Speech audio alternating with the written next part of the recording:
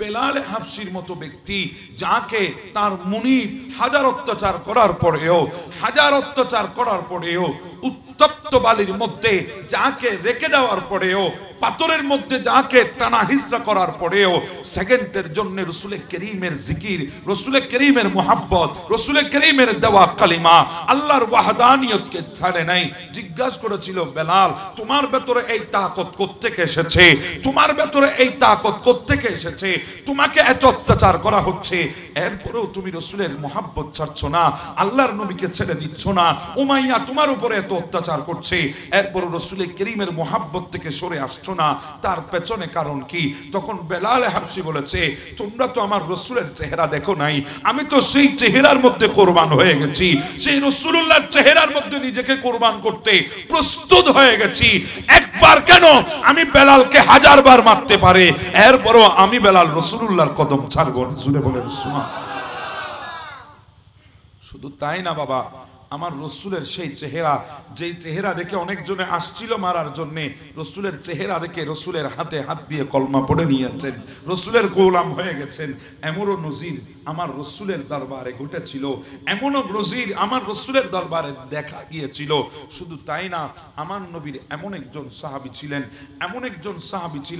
এমন একজন আমার নবীর দিওয়ানা ছিলেন, যাকে গোটা আরবের মানুষ আইকন মানত, যুবকরা যাকে আইকন হিসাবে মানত, যার প্রত্যেকটা স্টাইল যুবকরা ফলো করত।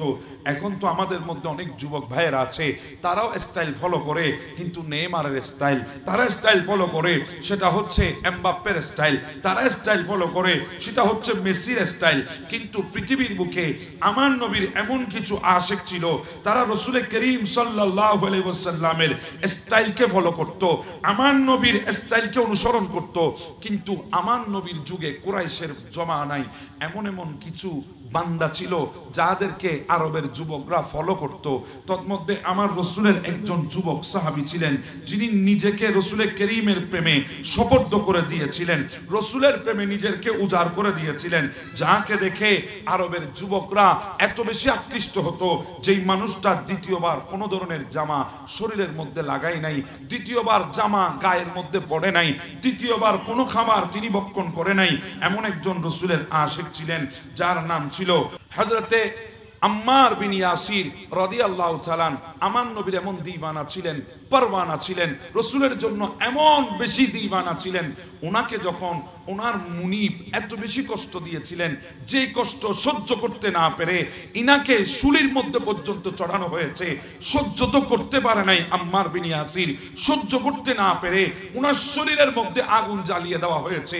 এরপরে ওনার কাছ থেকে রাসূলুল্লাহর মহব্বতকে চিনিয়ে নেওয়া যায় নাই।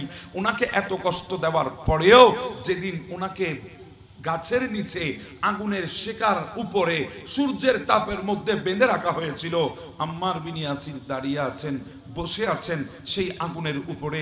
হঠাৎ রাসূল করিম সাল্লাল্লাহু আলাইহি ওয়াসাল্লাম যখন শুনলেন, দৌড়ে গেলেন আম্মারকে দেখার জন্য। যাওয়ার পরে পেছন দিকে হাত দিলেন, হাত দেওয়ার পরে আম্মার পেছনে তাকাই নাই, না তাকিয়ে বলে দিয়েছেন, কে? আমার রসুল এসেছে, আমার রসুল এসেছে আমাকে দেখার জন্য। আমার নবী বলে, আম্মার রে, আমি তো এখনো পর্যন্ত তোমার সামনে আসি নাই, তুমি তো পেছনে তাকিয়ে দেখো নাই, না দেখে কিভাবে বলে দিয়েছো আমি রাসূলুল্লাহ? তখন আম্মার বলে, ইয়া রাসূলুল্লাহ, এমন হাত তো আল্লাহ দ্বিতীয় কাউকে দেয় নাই, এমন স্পর্শ আল্লাহ দ্বিতীয় কাউকে দেয় নাই, এমন নূরানি হাতের শীতলতা পৃথিবীর বুকে কাউকে দেয় নাই, আপনার হাত আমি না চিনব না, এটা কেমন করে হয়? ইয়া রাসূলুল্লাহ, আপনি এসেছেন আমাকে দেখার জন্য, চোখের পানি ছেড়ে দিয়েছেন, আম্মা বেশি কষ্ট দিচ্ছে? বলে, হ্যাঁ বেশি কষ্ট দিচ্ছে, আমাকে আগুনের উপরে শুলির মধ্যে চড়িয়েছে। ইয়া রাসূলুল্লাহ, এরপরও আপনার মোহাব্বত ছাড়ি নাই, আল্লাহর ওয়াহদানিয়তের দাওয়াতকে ভুলে যাই নাই, আল্লাহর সেই ঈমানের উপরে আমি এখনো পর্যন্ত মজবুত আছি। এই কথা শোনার পরে আমার নবী বলছে, আম্মার এখন কি চাও? বলে, ইয়া রাসূলুল্লাহ, সমস্ত কষ্ট সহ্য করতে পারি, কোনো অসুবিধা নাই, তবে একটা জিনিস চাই আপনার কাছ থেকে, সেটা হচ্ছে আপনি একটু আমার জন্য দোয়া করেন, এই আগুনের শিকা যেন আমাকে জ্বালাতে না পারে। তখন আমার নবী দোয়া করলেন কুনি বারদাও ওয়া সালামান আম্মার বিন ইয়াসির। এই দোয়া যখন করে দিলেন আমার নবী চলে গেলেন। আম্মার বিন ইয়াসির আগুনের মধ্যে বসে আগুনের মধ্যে হাত মারছে। কাফেররা বলছে কিরে আম্মার, তোকে জ্বালানো হচ্ছে, তুই কি কষ্ট পাচ্ছিস না? আম্মার বলে না না, কষ্ট পাবো না। কেন জানো? এতক্ষণ জ্বলছিলাম কারণ আমার মুনিব আসে নাই। এখন মুনিব যখন দোয়া করে দিয়েছে তোমার আগুন আমি আম্মারের পশমকেও কষ্ট দিতে পারবে না। জোরে বলেন আম্মার আগুনের মধ্যে হাত মারছে। আল্লাহ তো বলেছিল কুনি বারদাম ওয়া সালামান আলা ইব্রাহিম, ইব্রাহিমের জন্য। আমার নবী বলেছেন আম্মার বিন ইয়াসিরের জন্য শীতল হয়ে গেছে। এমন রসুলের করিমের মুজিজা, আমার নবীর এমন মুজিজা দুনিয়ার জমিনের মধ্যে দেখিয়েছেন। আম্মার বিন ইয়াসির রাদিয়াল্লাহু তাআলা আনহুর এমন মুজিজা দুনিয়ার বুকে দেখিয়ে দিয়েছেন। আম্মার বিন ইয়াসির যখন মদিনা শরীফ গিয়েছেন তখন উনি জ্বলন্ত কয়লা হাতের মধ্যে নিয়ে হাঁটতেন, জ্বলন্ত কয়লা হাতের মধ্যে রাখতেন। জিজ্ঞাসা করা হয়েছিল আম্মার রে, তুমি পাগল হয়ে গেছো? তুমি জ্বলন্ত কয়লা হাতে রেখেছো, মুখের মধ্যে মালিশ করছো, এমন কেন করছো? তুমি তো পুড়ে যাবে, তোমার চেহারা জ্বলে যাবে।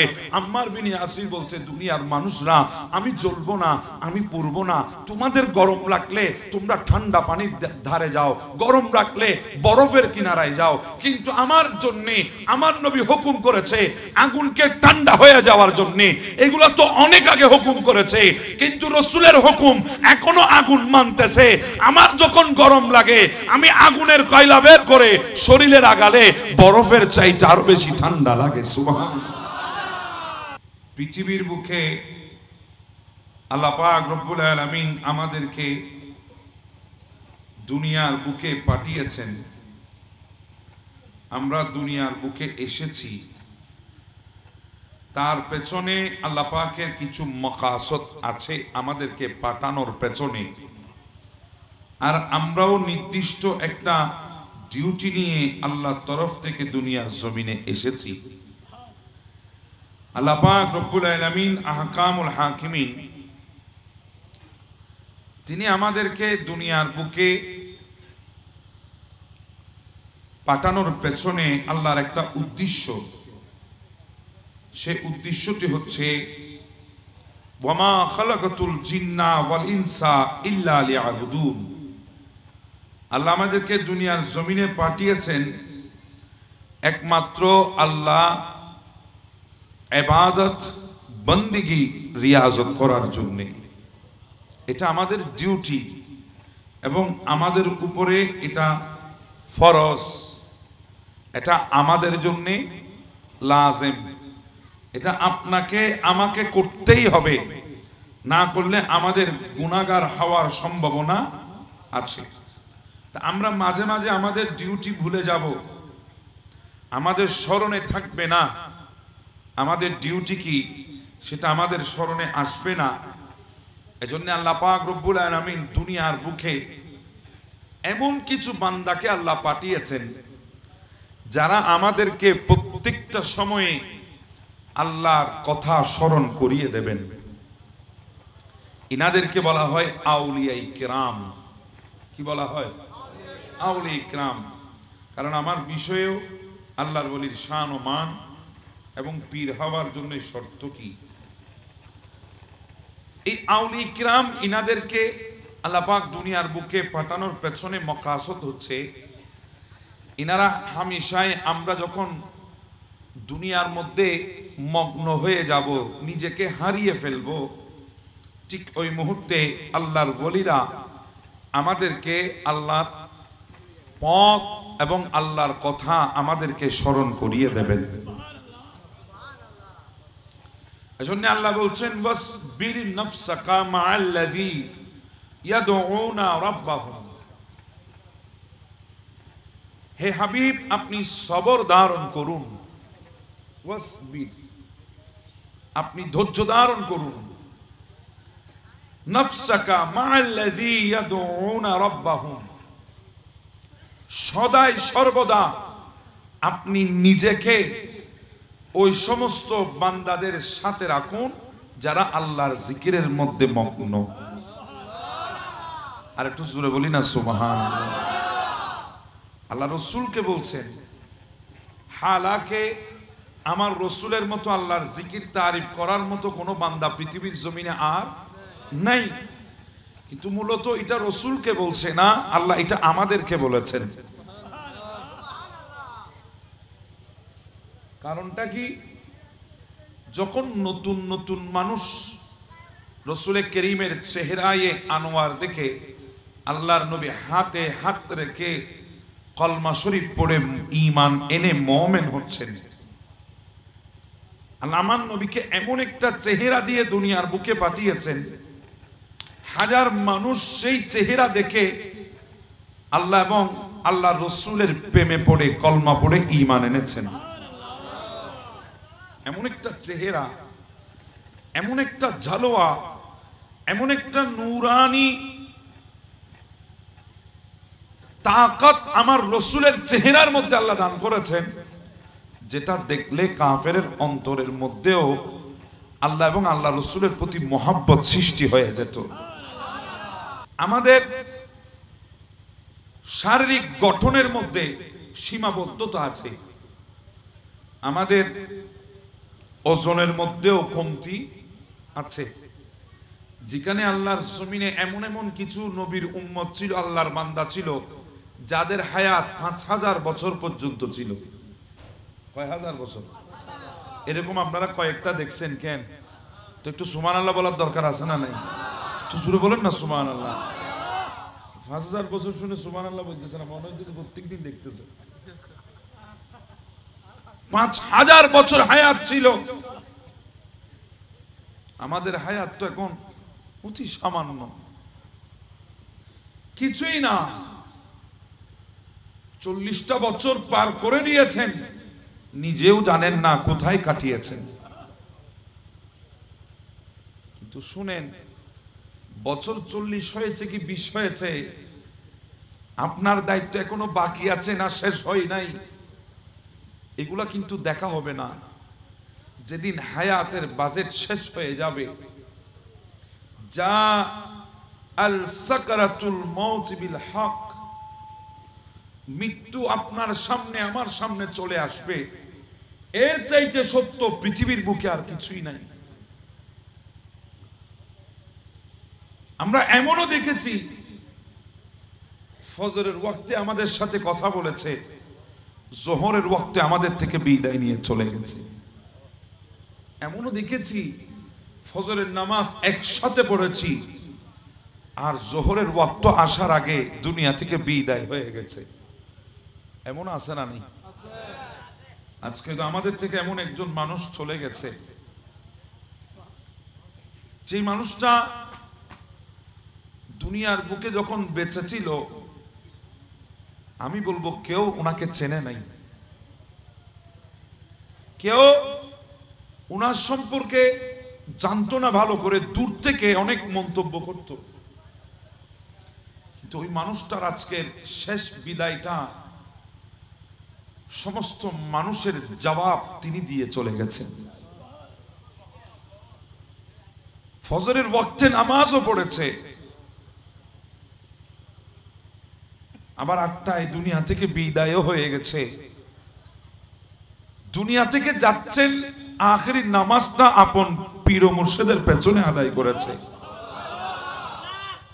দুনিয়া থেকে যাচ্ছেন, আপন পীর ও মুর্শিদের হাতে আখেরি বার পানি পান করে নিয়েছেন। দুনিয়া থেকে যাচ্ছেন, আপন পীর ও মুর্শিদ কবরের জায়গা খনন করে দিয়েছে। দুনিয়া থেকে যাচ্ছেন, আপন পীর ও মুর্শিদ জানাজার ইমামতি করে মুনাজাতে নিজেও কেঁদেছেন, 1000 জনকেও কাঁদিয়েছেন। দুনিয়া থেকে বিদায় হয়ে যাচ্ছে, কবরের যাত্রা শুরু হচ্ছে আখিরাত। সেই আখিরাতের যাত্রা শুরু করছে পীর ও মুর্শিদের হাত দিয়ে। মনে হচ্ছে পীর ও মুর্শিদ আলে রসুল পীরে বাঙ্গাল সাবেক শাহ হুজুর কেবলা নায়েবে সদর মহসিন সাহেবকে বিদায় দিচ্ছেন। বিসমিল্লাহি ওয়া আলা মিল্লাতি রাসূলুল্লাহ বলে কবরের মধ্যে সফরদ করছেন।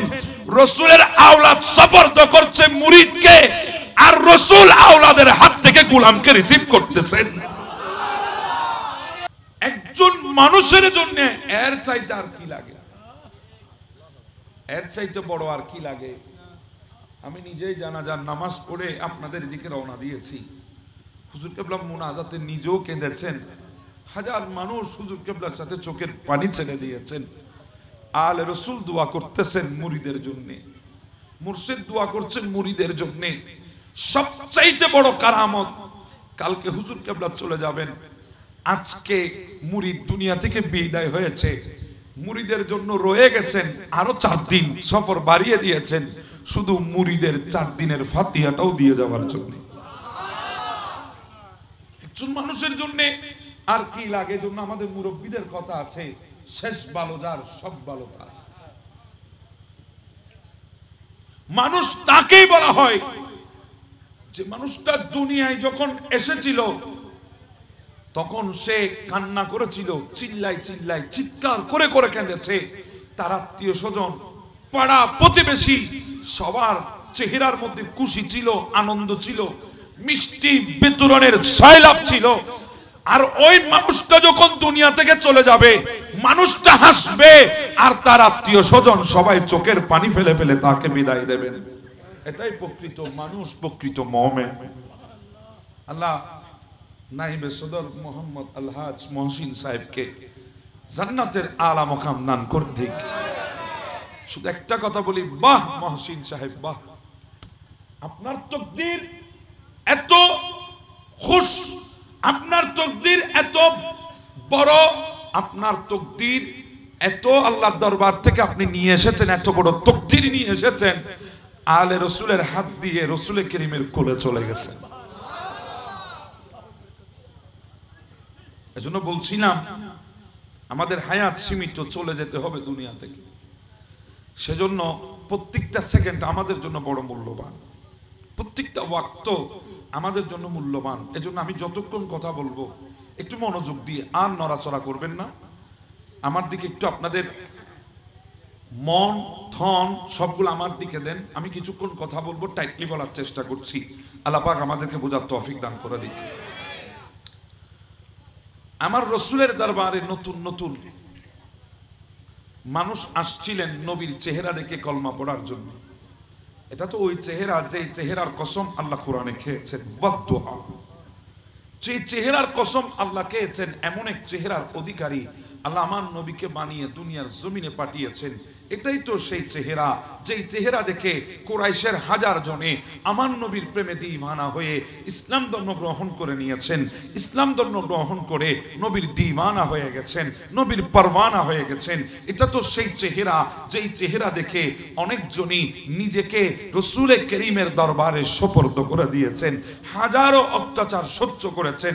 এটাই তো সেই চেহারা, যেই চেহারার প্রেমে পড়ে বেলাল হাবশির মতো ব্যক্তি, যাকে তার মুনিব হাজার অত্যাচার করার পরেও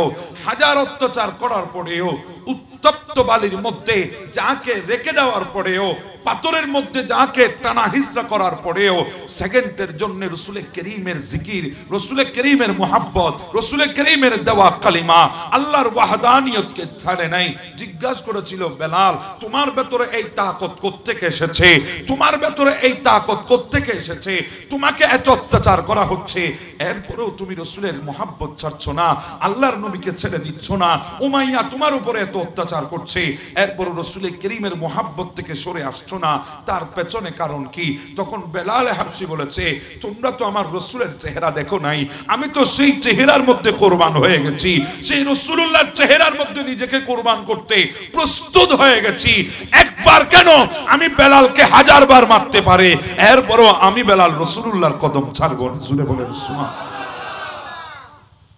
শুধু তাই না বাবা, আমার রসুলের সেই চেহারা, যেই চেহারা দেখে অনেকজনে আসছিল মারার জন্য, রসুলের চেহারা দেখে রসুলের হাতে হাত দিয়ে কলমা পড়ে নিয়েছেন, রসুলের গোলাম হয়ে গেছেন। এমনও নজির আমার রসুলের দরবারে ঘটেছিল, এমনও নজির আমার রসুলের দরবারে দেখা গিয়েছিল। শুধু তাই না, আমার নবীর এমন একজন সাহাবী ছিলেন, এমন একজন আমার নবীর দিওয়ানা ছিলেন, যাকে গোটা আরবের মানুষ আইকন মানত, যুবকরা যাকে আইকন হিসাবে মানত, যার প্রত্যেকটা স্টাইল যুবকরা ফলো করত। এখন তো আমাদের মধ্যে অনেক যুবক ভাইয়েরা আছে, তারাও স্টাইল ফলো করে, কিন্তু নেইমারের স্টাইল তারা স্টাইল ফলো করে, সেটা হচ্ছে এমবাপ্পের স্টাইল, তারা স্টাইল ফলো করে, সেটা হচ্ছে মেসির স্টাইল। কিন্তু পৃথিবীর বুকে আমার নবীর এমন কিছু আশিক ছিল, তারা রাসূল করিম সাল্লাল্লাহু আলাইহি ওয়াসাল্লামের স্টাইলকে ফলো করত, আমার নবীর স্টাইলকে অনুসরণ করত। কিন্তু আমার নবীর যুগে কুরাইশের জমানায় এমন এমন কিছু বান্দা ছিল যাদেরকে আরবের যুবকরা ফলো করত। তন্মধ্যে আমার রাসূলের একজন যুবক সাহাবী ছিলেন, যিনি নিজেকে রাসূল করিমের প্রেমে সোপর্দ করে দিয়েছিলেন, রাসূলের প্রেমে নিজেকে উজাড় করে দিয়েছিলেন, যাকে দেখে আরবের যুবকরা এত বেশি আকৃষ্ট হতো যেই মানুষটা দ্বিতীয়বার কোনো ধরনের জামা শরীরের মধ্যে লাগায় নাই, দ্বিতীয়বার জামা গায়ের মধ্যে পড়ে নাই, তৃতীয়বার কোনো খাবার তিনি ভক্ষণ করে নাই। এমন একজন রাসূলের আশিক ছিলেন যার নাম ছিল হযরতে আম্মার বিন ইয়াসির রাদিয়াল্লাহু তাআলা। আমার নবীর এমন দিওয়ানা ছিলেন, পরওয়ানা ছিলেন, রাসূলের জন্য এমন বেশি দিওয়ানা ছিলেন, ওনাকে যখন ওনার মুনিব এত বেশি কষ্ট দিয়েছিলেন, যে কষ্ট সহ্য করতে না পেরে ইনাকে শুলির মধ্যে পর্যন্ত চড়ানো হয়েছে, সহ্য তো করতে পারে নাই আম্মার বিন ইয়াসির, সহ্য করতে না পেরে ওনার শরীরের মধ্যে আগুন জ্বালিয়ে দেওয়া হয়েছে। এরপরে ওনার কাছ থেকে রাসূলুল্লাহর মহব্বতকে চিনিয়ে নেওয়া যায় নাই। ওনাকে এত কষ্ট দেওয়ার পরেও যেদিন ওনাকে গাছের নিচে আগুনের শেকার উপরে সূর্যের তাপের মধ্যে বেঁধে রাখা হয়েছিল, আম্মার বিন ইয়াসির দাঁড়িয়ে আছেন, বসে আছেন সেই আগুনের উপরে। হঠাৎ রাসূল করিম সাল্লাল্লাহু আলাইহি ওয়াসাল্লাম যখন শুনলেন, দৌড়ে গেলেন আম্মারকে দেখার জন্য। যাওয়ার পরে পেছন দিকে হাত দিলেন, হাত দেওয়ার পরে আম্মার পেছনে তাকাই নাই, না তাকিয়ে বলে দিয়েছেন, কে? আমার রাসূল এসেছে, আমার রাসূল এসেছে আমাকে দেখার জন্য। আমার নবী বলে, আম্মার রে, আমি তো এখনো পর্যন্ত তোমার সামনে আসি নাই, তুমি তো পেছনে তাকিয়ে দেখো নাই, না দেখে কিভাবে বলে দিয়েছো আমি রাসূলুল্লাহ? তখন আম্মার বলে, ইয়া রাসূলুল্লাহ, এমন হাত তো আল্লাহ দ্বিতীয় কাউকে দেয় নাই, এমন স্পর্শ আল্লাহ দ্বিতীয় কাউকে দেয় নাই, এমন নূরানি হাতের শীতলতা পৃথিবীর বুকে কাউকে দেয় নাই। আপনার হাত আমি না চিনব না, এটা কেমন করে হয়? ইয়া রাসূলুল্লাহ, আপনি এসেছেন আমাকে দেখার জন্য, চোখের পানি ছেড়ে দিয়েছেন, আম্মা বেশি কষ্ট দিচ্ছে? বলে, হ্যাঁ বেশি কষ্ট দিচ্ছে, আমাকে আগুনের উপরে শুলির মধ্যে চড়িয়েছে। ইয়া রাসূলুল্লাহ, এরপরও আপনার মোহাব্বত ছাড়ি নাই, আল্লাহর ওয়াহদানিয়তের দাওয়াতকে ভুলে যাই নাই, আল্লাহর সেই ঈমানের উপরে আমি এখনো পর্যন্ত মজবুত আছি। এই কথা শোনার পরে আমার নবী বলছে, আম্মার এখন কি চাও? বলে, ইয়া রাসূলুল্লাহ, সমস্ত কষ্ট সহ্য করতে পারি, কোনো অসুবিধা নাই, তবে একটা জিনিস চাই আপনার কাছ থেকে, সেটা হচ্ছে আপনি একটু আমার জন্য দোয়া করেন, এই আগুনের শিকা যেন আমাকে জ্বালাতে না পারে। তখন আমার নবী দোয়া করলেন, কুনি বারদাও ওয়া সালামান আম্মার বিন ইয়াসির। এই দোয়া যখন করে দিলেন, আমার নবী চলে গেলেন। আম্মার বিন ইয়াসির আগুনের মধ্যে বসে আগুনের মধ্যে হাত মারছে। কাফেররা বলছে, কিরে আম্মার, তোকে জ্বালানো হচ্ছে, তুই কি কষ্ট পাচ্ছিস না? আম্মার বলে, না না, কষ্ট পাবো না। কেন জানো? এতক্ষণ জ্বলছিলাম কারণ আমার মুনিব আসে নাই, এখন মুনিব যখন দোয়া করে দিয়েছে, তোমার আগুন আমি আম্মারের পশমকেও কষ্ট দিতে পারবে না। সুরে বলেন আম্মার আগুনের মধ্যে হাত মারছে। আল্লাহ তো বলেছিল, কুনি বারদাম ওয়া সালামান আলা ইব্রাহিম, ইব্রাহিমের জন্য। আমার নবী বলেছেন আম্মার বিন ইয়াসিরের জন্য শীতল হয়ে গেছে। এমন রাসূল করিমের মুজিজা, আমার নবীর এমন মুজিজা দুনিয়ার জমিনের মধ্যে দেখিয়েছেন। আম্মার বিন ইয়াসির রাদিয়াল্লাহু তাআলা আনহুর এমন মুজিজা দুনিয়ার বুকে দেখিয়ে দিয়েছেন।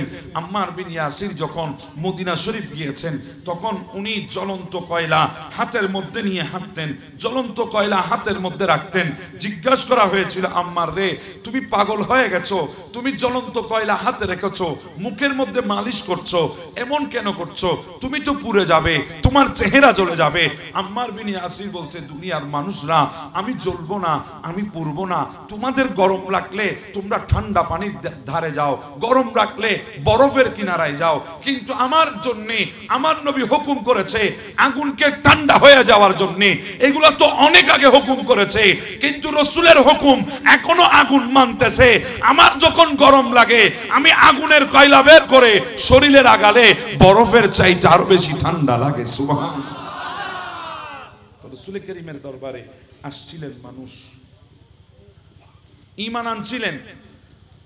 তো আমার নবীর দরবারে মানুষ যখন আসছিলেন, তখন দেখা যায় নবীর দরবারে বেলালে হাবশির মতো মানুষ বসে আছে, আমার নবীর দরবারে জুলাইবিবের মতো নবীর সাহাবী বসে আছে, নবীর দরবারে আবু হুরায়রার মতো সাহাবী বসে আছে। তো ধনাঢ্য ব্যক্তিরা যখন ইসলাম ধর্ম গ্রহণ করে আসছিলেন, তখন তারা অনেকেই বলা বলে আরম্ভ করেছে, ইয়া রাসূলুল্লাহ, অনেক ধনাঢ্য ব্যক্তি আরবের আপনার দরবারে আসছে ঈমান আনার জন্যে, কিন্তু এসে দেখছে বেলালে হাবশি পৃথিবীর সবচেয়ে গরিব মানুষ, যেই মানুষটার সতর ঢাকার কাপড় ছাড়া গা ঢাকার কাপড় পর্যন্ত ছিল না। জুলাইবিবের মতো মানুষ বসে আছে, যেই মানুষটার সাথে আরবের মানুষ কথা বলে না, কারণ সে বেটে ছিল, যাকে আমরা কি বলি, বাটি মানুষকে কি বলি, না না না, কিছু মানুষ আছে বয়স হয়েছে কিন্তু বাটি, বন বন, হ্যাঁ বাটি মানুষ বলি, খাটো মানুষ। বলে জুলাইবিবের মতো মানুষ আপনার দরবারে বসে আছে, তিনি শুধু বাটি ছিলেন এমনটা না, তার চেহারাও তেমন ভালো ছিল না, তার দিকে কেউ তাকাতো না, তার বংশ পরিচয় ছিল না। আরবের মধ্যে সবচাইতে বড় মূল্যবান জিনিস হচ্ছে বংশ পরিচয়। বংশ পরিচয় যদি না থাকে, আরবের মানুষ আপনার সাথে ভালো করে কথা পর্যন্ত বলবে না। বংশ পরিচয় তারা বড় মূল্যায়ন করে, বংশ পরিচয় ছিল না জুলাইবিবের। আর আবু হুরায়রার মতো ব্যক্তি, যিনি আসহাবে সুফফার 70 জনের একজন, নবীর দরবারে বসে থাকতেন, দিলে খাইতো, না দিলে উপোস করে বসে থাকতেন, এমন সাহাবী বসা। তো ওখানে বলছিলেন, ইয়া রাসূলুল্লাহ, আপনার আশেপাশে ইনারা বসে আছে, কিন্তু আরবের ধনাঢ্য মানুষগুলা আপনার কাছে আসছে ঈমান আনার জন্য, এদেরকে দেখলে কেমন কেমন দেখা যায়। ইয়া রাসূলুল্লাহ, আপনার আশেপাশে একটু ধনাঢ্য ব্যক্তি রাখবেন, ভালো মানুষ রাখবেন, কাপড় চুপড়ে শান শৌকতে যাতে ভালো থাকে এমন মানুষ রাখবেন। তখন আমার আল্লাহ বলে, ওয়াসবির নাফসাকা মাআল্লাযী ইয়াদউনা রাব্বাহুম। নবী গো, আপনি দেখবেন না যার কার কাপড় নাই, কার কাপড় ছিঁড়া, কার কাপড় ভালো, কার কাছে টাকা আছে, কার কাছে টাকা নাই, কে বড় সরদার, কে ছোট মানুষ, এগুলো আপনি দেখবেন না। এই ব্যাপারে আপনি সবর ধারণ করুন, আর নিজেকে তাদের সাথে রাখবেন যারা হামেশাই আমার জিকিরের মধ্যে লিপ্ত। আপনি কাপড় চোপড় দেখবেন না, আপনি দেখবেন যাদের কলমে আমার জিকির চলছে, তাদেরকে আপনি আপনার পাশে রাখবেন। এই জন্য তো আমার নবী জিজ্ঞাসা করেছিলেন সাহাবীদের কাছ থেকে, আলা উনাব্বিউকুম বিখিয়ারিকুম, ও আমার সাহাবীরা, আমি তোমাদেরকে বলবো না পৃথিবীর বুকে সবচাইতে শ্রেষ্ঠ মানুষকে, সবচাইতে উত্তম মানুষকে, আমি কি তোমাদেরকে বলবো না? সাহাবীরা বলছেন, ক্বালু বালা ইয়া রাসূলুল্লাহ, হ্যাঁ হ্যাঁ আপনি তো বলবেন, আপনি ছাড়া বলার মতো তো আর কেউ নাই, আপনি ছাড়া আমাদের কার কে বলবে? তখন আমার নবী বলেন, খিয়ারিকুমুল্লাযী ইযা রুইয়া যুকিরাল্লাহ, পৃথিবীর বুকে তারাই সর্বশ্রেষ্ঠ যাদেরকে দেখলে আল্লাহর জিকিরের কথা স্মরণ হয়ে যায়। যাদের চেহারা দেখলে আল্লাহর জিকিরের কথা স্মরণ হয়, পৃথিবীর বুকে তারাই সর্বশ্রেষ্ঠ। আর একটু জোরে বলি না সুবহানাল্লাহ। হ্যাঁ হ্যাঁ, আল্লাহর ওলিরা যাদের চেহারা দেখলে জিকিরের কথা স্মরণ হয়ে যায়, এমন এমন কিছু চেহারা আল্লাহ দুনিয়ার জমিনে পাঠিয়েছেন, এমন এমন কিছু বান্দাকে আল্লাহ দুনিয়ার জমিনের মধ্যে পাঠিয়েছেন, যাদেরকে দেখলে আল্লাহর জিকিরের কথা স্মরণ হয়, আল্লাহর কথা স্মরণ হয়, আল্লাহর ইবাদত বন্দেগীর কথা স্মরণ হয়। এনারাই হচ্ছে তারা, কারা জানেন? ইন্নাল্লাযীনা আমানু ওয়া আমিলুস সালিহাত সায়াজআলু লাহুমুর রহমানু বুদ্দা, যাদের ভালোবাসা আল্লাহ দুনিয়ার বুকে কায়েম করে দিয়েছেন, যাদের ভালোবাসা আমাদের হৃদয়ের মধ্যে স্থাপন করে দিয়েছেন, ইনারাই হচ্ছেন আল্লাহর ওলি। সুবহানাল্লাহ বলবেন না? এনারাই আল্লাহর ওলি, যাদেরকে দেখলে আল্লাহর কথা স্মরণ হয়, যাদেরকে দেখলে আল্লাহর জিকিরের কথা স্মরণ হয়। এজন্য আমার বাবারা, আউলিয়া কিরামকে আল্লাহ দুনিয়ার জমিনে পাঠিয়েছেন শুধুমাত্র একটা কারণে, আমাদের মতো গুনেহগার যখন আল্লাহর কথা ভুলে যাবে, আমাদেরকে আল্লাহর কথা স্মরণ করিয়ে দেওয়ার জন্য আল্লাহ পাক দুনিয়ার বুকে আল্লাহর ওলিদেরকে প্রেরণ করেছেন। আল্লাহর ওলি ইনারা হচ্ছেন আল্লাহ পাওয়ার উত্তম নিদর্শন। আল্লাহকে পাওয়ার জন্য যদি আমাদের কোথাও যাওয়া লাগে, কোনো একটা দরজা লাগে, সেই দরজার নাম হচ্ছে আল্লাহর ওলিদের দরবার। সুবহানাল্লাহ বলবেন না? আপনাদের অসুবিধা হচ্ছে? বাবা আমি কে সন না, সিএনজি না ন তখন জীবন আর তো ঘন্টা 2 ঘন্টা পর আর দেখতেন না, হ্যাঁ যাই কই তাহলে আমি কে সন না কেন? এদিকে দিক করবেন না। আল্লাহুম্মা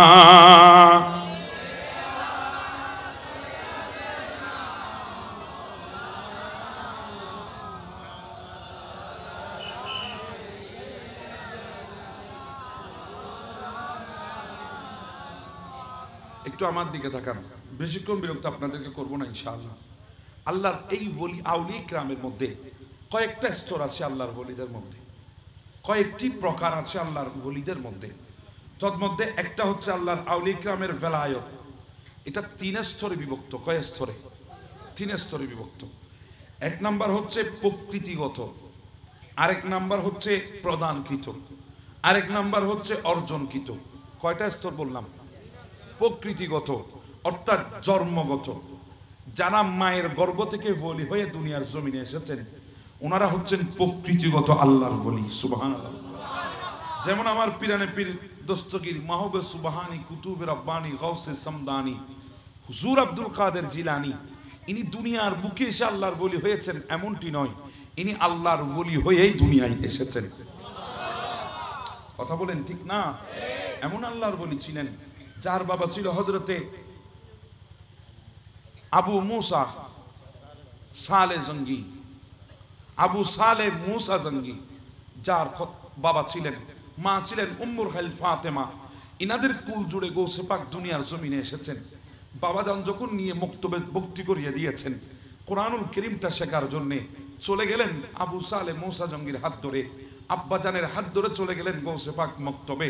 হুজুরকে বলে এসেছে, হুজুর আমার ছেলেটাকে ভালো করে কোরআনটা একটু পড়াই দেবেন, যদি দিতে পারেন তাহলে অনেকগুলা স্বর্ণ আপনাকে পুরস্কার দেব। এই কথা যখন বললেন তখন হুজুর বলছে, ও আব্দুল কাদের, আমি স্বর্ণ পাবো কি পাবো না এটা তোমার উপরে ডিপেন্ড করছে। তুমি যদি ভালো করে পড়ো তাহলে আমি স্বর্ণ পাবো, যদি না পড়ো তাহলে স্বর্ণের ফটোকপিও আমি পাবো না। দেখেন কোরআনকে কেমন মূল্যায়ন করেছেন ইনারা। কোরআনকে শিখার জন্যে, শেখানোর জন্যে সন্তানকে স্বর্ণ উস্তাদকে দেওয়ার জন্য প্রতিশ্রুতিবদ্ধ হয়েছে। উস্তাদকে হাদিয়া হিসাবে স্বর্ণ দিতে চেয়েছে। কারণ কি? স্বর্ণ পৃথিবীর উত্তম এক সম্পদের নাম। এই স্বর্ণ দেওয়ার জন্য প্রস্তুত ছিল। আর আমরা তো এখন 200 টাকা থেকে 300 টাকা পর্যন্ত কোরআন যিনি পড়ায় ওই হুজুরকে দিতে রাজি না। কিন্তু ইংলিশের টিচার, সায়েন্সের টিচার, আর্টসের টিচার, কমার্সের টিচারকে সপ্তাহে 3 দিন পড়াক, 2 দিন পড়াক, 5,000 6,000 টাকা দিতে পর্যন্ত আমরা প্রস্তুত। তার কারণ কি? তার কারণ হলো আমাদের কাছে কোরআনের চাইতে দুনিয়ার শিক্ষার মূল্য বেশি হয়ে গেছে, যার কারণে আজকে মুসলমান জায়গায় জায়গায় মার খাচ্ছে। কথা বুঝতেছেন? আমরা তো কেউ বলি নাই হুজুর আমার সন্তানকে পড়াই দেন, আমি আপনাকে স্বর্ণ উপহার দেব। স্বর্ণ তো দূরের কথা, 500 টাকা হুজুর খুঁজলে অনেক সময় চোখ কপালে উঠে যায়। চোখ কপালে উঠে হুজুরকে দেখে বলে, ওমা ইবে তো হুজুর তো টিয়া হলো যে বুকুই ফানলাম। কথা বলেন ঠিক না? 7 দিনে 7 দিন আসতে হবে। শুধু তাই না, তন্মধ্যে 3 মাসের বেতন বাকি আছে। কথা বলেন ঠিক না? কিন্তু গৌসে পাকের বাবা কি বলবেন? আবু সালে মুসা জঙ্গি বলে, ও হুজুর আমার ছেলেকে যদি একটু পড়াইতে পারেন ভালো করে, আমি অনেকগুলা স্বর্ণ আপনাকে পুরস্কার দেব। এই কথা বলে উনি চলে গেলেন। তিনি উস্তাদের কাছে পড়ছেন, উস্তাদ বলছেন আউযুবিল্লাহ, ইনি বলছেন বিসমিল্লাহ। উস্তাদ বলছে আলহামদুলিল্লাহ, আলহামদুলিল্লাহি রাব্বিল আলামিন। আর আব্দুল কাদের জিলানী গৌসে পাক বলছে আর রহমানির রহিম। উস্তাদ যে আয়াত পড়ে আমার গৌসে পাক এর পরের আয়াত পড়ে। উস্তাদ বলে, আব্দুল কাদের রে, আমি তোমাকে বলি একটা, তুমি বলো আমাকে একটা, আমি তোমার বাবার কাছে নালিশ দেব, বিচার দেব। তখন গৌসে পাক বলে, আমিও বাবার কাছে নালিশ দেব, বিচার দেব। আমি বিচার দেব, আপনি আমাকে পড়াইতে জানেন না, এই জন্য আমি আপনার কাছে পড়তে চাই না। আর হুজুর বলে, আমি বিচার দেব, তুমি আমাকে মানো না, আমার কাছে পড়ো না। এই কথা বলার পর গৌসে পাক চলে আসলেন। কয়েকদিন যাওয়ার পরে ওনার আব্বাজান খবর নিতে গেলেন। খবর নিতে গিয়ে দেখতেছেন সেখানে আব্দুল কাদেরের ব্যাপারে হুজুরের কাছ থেকে রিপোর্ট আসলো। তিনি মাথা গরম করে ঘরে চলে আসলেন, ডাক দিলেন সন্তানকে, উনি সন্তানকে থাপ্পড় দিলেন। গৌসে পাক থাপ্পড়কে ঘর থেকে বের হয়ে গেলেন, দৌড়তে লাগলেন। আব্বাজানও দৌড়ায়, সামনে গৌসে পাক, পিছনে আব্বাজান, সামনে গৌসে পাক দৌড়ায়, পিছনে আব্বাজান দৌড়ায়। কদ্দূর যাওয়ার পরে আমার গৌসে পাক একটা কবর দেখেছেন। কবরস্থান দেখে উনি ডাক দিয়ে বসলেন, ও কবরের মুর্দারা, আমার বাবা আমাকে মারার জন্য দৌড়ায়, আর তোমরা কবরে শুয়ে শুয়ে তামসা দেখছো। এই কথা বলার সাথে সাথে গোরস্থানের সমস্ত মুর্দা জমিনে উঠে গেছে।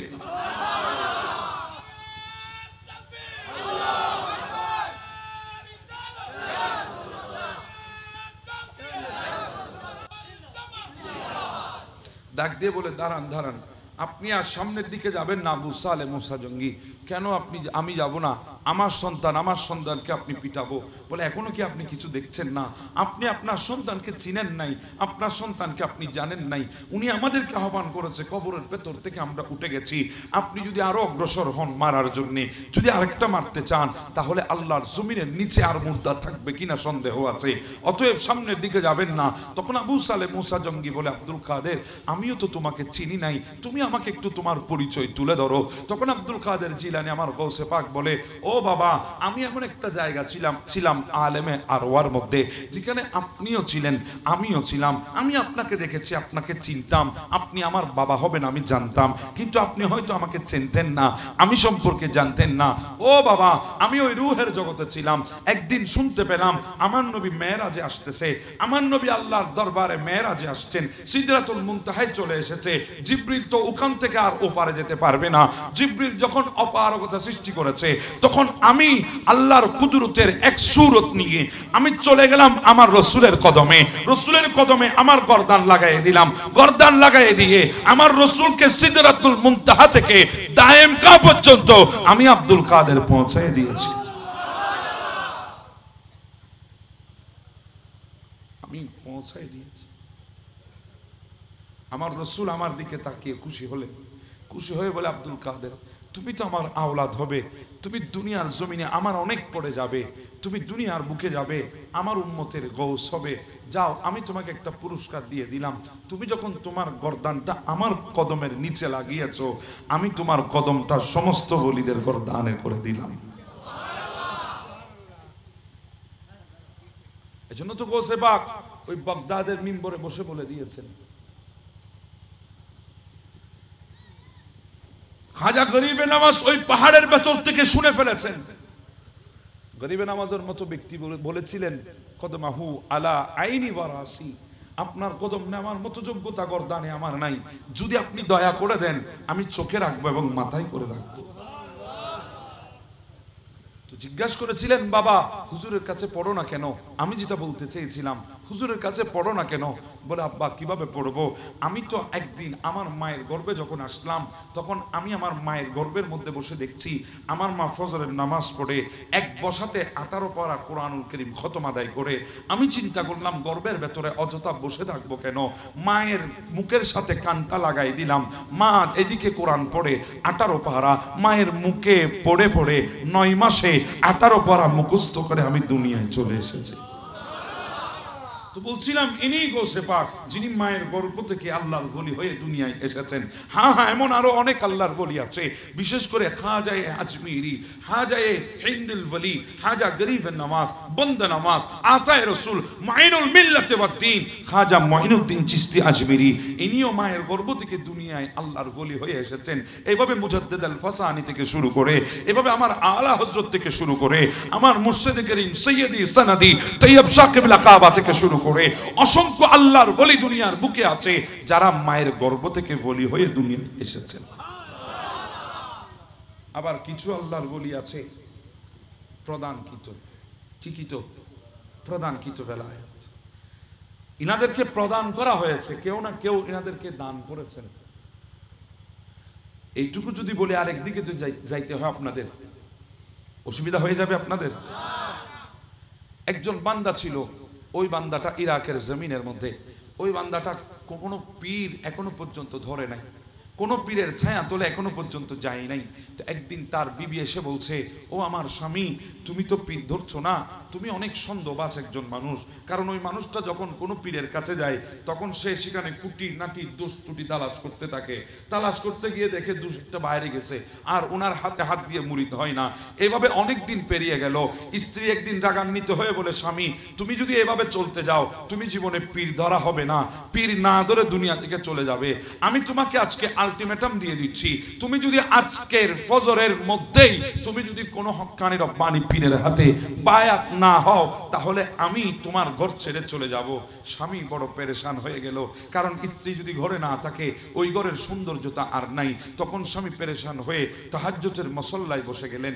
মুসল্লায় বসে আল্লাহর দরবারে দোয়া করছেন, মালিক গো, আমাকে এমন একজন পীর ও মুর্শিদ আপনি মিলাই দেন, যে পীর ও মুর্শিদ আমার জন্য পথ প্রদর্শক হবে, দুনিয়া এবং আখিরাতে আমার সাহারা হবে। হবে, যখন আমার কেউ থাকবে না আমার পীর মুর্শিদ আমার পাশে থাকবে। এভাবে দোয়া করছিলেন। হ্যাঁ, আমাদেরকেও দোয়া করা উচিত হক্কানি রব্বানি পীর মুর্শিদের জন্য, কারণ হক্কানি রব্বানি পীর মুর্শিদ যদি না হয় তাহলে আপনার জন্য আমার জন্য বড় কঠিন হয়ে যাবে, আমার জন্য আপনার জন্য বড় কঠিন হবে।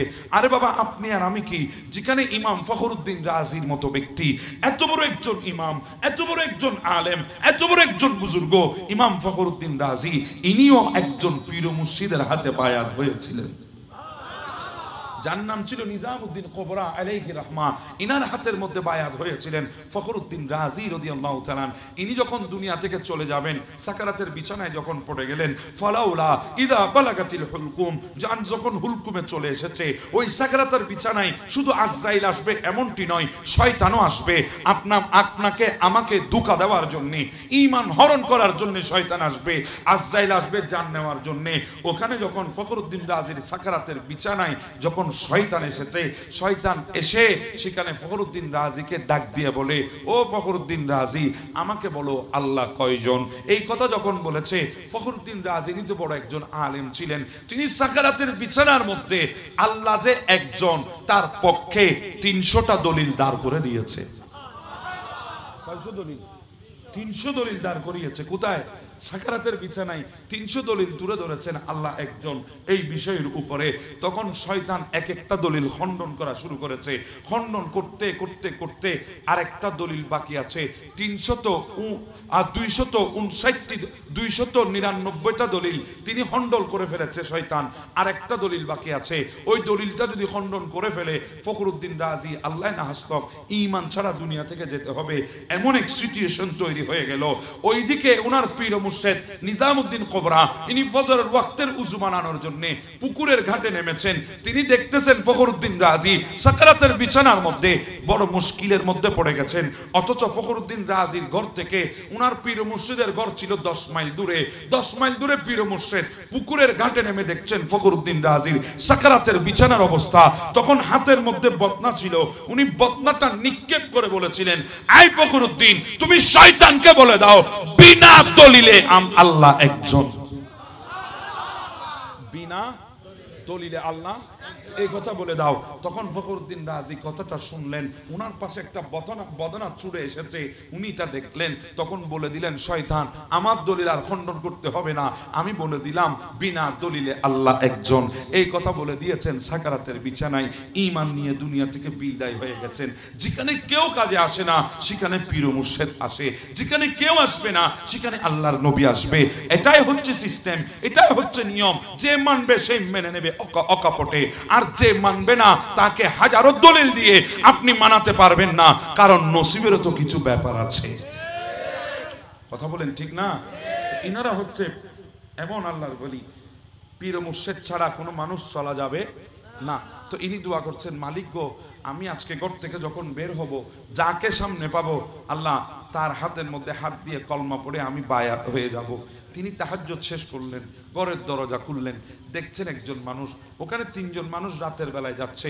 তো রাতের বেলায় শুধু আল্লাহর বলি হাঁটে এমনটি নয়, রাতের বেলায় সুসারটাও আছে না নেই?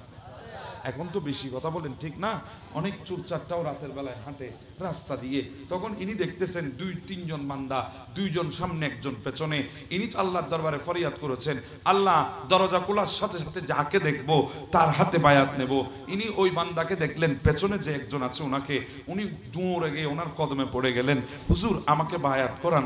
তখন ইনি বলছে, কি রে বাবা, তুমি কোত্থেকে আসলে? বলে, আমি এসেছি, ওয়াদাবদ্ধ হয়েছি আল্লাহর দরবারে যাকে পাবো তার হাতে বায়াত হব। আপনি নিশ্চয়ই বড় একজন আল্লাহর বলি, না হলে তাহাজ্জুদের নামাজের মুসল্লায় যে দোয়া করেছি, এই দোয়ার পরে আমি আপনাকে পেতাম না। আমার আল্লাহ আপনাকে পাঠিয়েছে আমার জন্যে, আমি আপনার মুরিদ হব, আপনি আমাকে মুরিদ হিসাবে গ্রহণ করুন, আমি আপনাকে পীর হিসাবে মানব। তখন উনি বলছেন, না বাবা, আমি পীর না, আমি কোনো আল্লাহর বলি না, তুমি ভুল করছো। বলে, না না, দুনিয়ার সমস্ত দোয়া আল্লাহর দরবারে কবুল না হতে পারে, কিন্তু তাহাজ্জুদের দোয়া তো আল্লাহর দরবারে কবুল, ওটা তো মকবুল সময়। দোয়া করলে দোয়া ফেরত হয় না, নবী বলেছেন। অতএব আমার দোয়া কবুল হয়েছে। আপনি আমার জন্য হক্কানি রব্বানি পীর ও মুর্শিদ আল্লাহ পাঠিয়েছে, আপনি হাত বাড়িয়ে দিন, আমি আপনার হাতে হাত রেখে কলমা পড়ে নেব। এই কথা যখন বললেন, ওই বান্দাটা শেষমেশ ওই বান্দাকে বলছেন, বাবা শোনো, আমি কোনো আল্লাহর বলি নয়, আমি একজন চোর। আমরা তিনজন ছিলাম, দুইজন আমার আগে চলে গেছে আমাকে ফেলে, তুমি যাদেরকে দেখেছো আমি পেছনে পড়ে গেছি, কারণ তুমি আমার কদম ধরে আমার রাস্তাকে রোধ করে দিয়েছো। আমরা যাচ্ছিলাম চুরি করার জন্যে, ওই সামনে যে একটা সুন্দর বাড়ি দেখতেছো, আমরা যাচ্ছি ওই বাড়িতে চুরি করতে, আর তুমি আমাকে ধরে বলছো আমি নাকি আল্লাহর বলি। তুমি আমাকে ছেড়ে দাও, আমি আল্লাহর বলি না, আমি নিজেও তো কারো হাতে এখনো বায়াত হইনি, আমি তোমাকে কিভাবে বায়াত করাবো? ওই বান্দা নাসর বান্দা, তিনি বলে না না, এখন বুঝে গেলাম, আগে সন্দেহ থাকলেও এখন সন্দেহ দূর হয়ে গেছে, আপনি আল্লাহর বলি। কারণ যারা আল্লাহর বলি তাদের মধ্যে আজিজিয়ান কেসারি থাকে, সুবহানাল্লাহ বলবেন না? এরা কখনো নিজেকে বলি হিসাবে প্রচার প্রসার করে না। আপনি যেহেতু নিজেকে লুকাচ্ছেন, আমার সামনে চুর বলছেন, তাহলে বুঝে গেছে আপনি আল্লাহর বলি। ওই বান্দা বলে বড় মুসিবত, কেমনে বুঝাইতাম তার? আমি তো আল্লাহর বলি না, আমি চোর, আমি চুরি করতে যাচ্ছি। এই বান্দা তো কিছুই বুঝে না, অনেক বোঝানোর চেষ্টা করে, কোনোভাবে বোঝানো যায় না। শেষমেশ বলে, আমি তোমাকে বলবো না, আমার সাথে চলো, আমি চুরি করছি সেটা দেখার জন্য, কারণ তুমি একজন তাহাজ্জুদ গুজারি মানুষ, আমি নিজে গুনাহগার, আরেকজনকে কেন গুনাহগার বানাবো? এই হক তো আমার নাই। অতএব তুমি আমার সাথে চলো, সে কথা আমি বলবো না, তুমি এখানে বসো, সোজা ওই ঘরে আমি যাচ্ছি চুরি করার জন্যে, চুরি করে এসে আবার আমি তোমাকে দেখাবো, তখন অন্তত পক্ষে তুমি বিশ্বাস করবা। তখন ওই বান্দা বলে ঠিক আছে, এর আগে আমি বিশ্বাস করবো না। এই বান্দা চলে গেলেন ওই ঘরে, ঘরে গিয়ে ঢুকলেন, দেখছেন গুটগুটে অন্ধকার, কোনো কিছু দেখা যায় না। একদিকে হাত দে, দেখে ওখান থেকে তসবিহ ছাড়া বের হয়, আরেকদিকে হাত দে, ওখান থেকে মুসাল্লা বের হয়, আরেকদিকে হাত দে, ওখান থেকে আল্লাহর কিতাব কোরআন বের হয়। উনি বলে কিরে বাবা, উপরে তো অনেক ফিটফাট ছিল, ভেতরে তো সদরঘাট, তসবিহ জায়নামাজ আর কোরআন ছাড়া কিছুই নাই, কিছুই তো পাই না। এই কথা চিন্তা করতে করতে হঠাৎ কে জানি এসে ঘরের দরজায় আঘাত করে, ভেতর থেকে একজন গিয়ে ঘরের দরজা খুলে দিল। ওই বান্দাটা দৌড় দিয়ে ঘরে ঢুকে বলছে, হুজুর আমাদেরকে একজন কুতুব দেন, আবদাল দেন, কুতুব দেন, যে আবদাল শাম দেশের তিনি মারা গেছেন, আমাদেরকে একজন আবদাল দেন তাড়াতাড়ি। তখন এই কথা শুনে আমি দ্রুত বুঝতে পেরেছি ঘরের মধ্যে কেউ না কেউ আছে। আমি খাটের নিচে ঢুকে গেলাম, তখন হঠাৎ করে যার বান্দার ঘর, ওই বান্দা বলছে, যাও যাও, একত রাতে আমি কিভাবে কোত্থেকে আবদাল পাবো, তোমাদের জন্য যাও, সকাল হতে দাও, তখন আসিও। বলে না হুজুর, আবদাল ছাড়া তো কোনো মুমিন গোষ্ঠী থাকতে পারে না, অতএব একজন আবদালের বড় প্রয়োজন। তখন উনি বলছিলেন, যাও আমার খাটের নিচে একজন আছে, তাকে আবদাল হিসাবে নিয়ে যাও।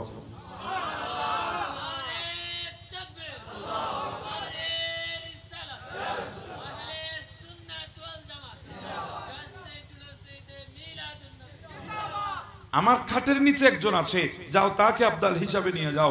ওই বান্দা গিয়ে তাকে টানে, ওই বান্দা বলে আমি কোন আবদাল না, আমি চোর। এ বান্দা টানে, ভাই আমি আবদাল না, আমি চোর। বলে তুমি আবদাল হওয়ার না হও, যখন আমার পিরানে পীর দস্তগীর মাহবুবে সুবহানি, কুতুব রব্বানি, গাউসে সামদানি, মুশকিল আসানি, গাউসুস সাকালাইন, গাউসুল আজম আব্দুল কাদের জিলানী যখন বলেছে তুমি আবদাল, অতএব তুমি আবদাল, আমি আর কিছু বুঝবো না, তোমাকেই নিয়ে যাও।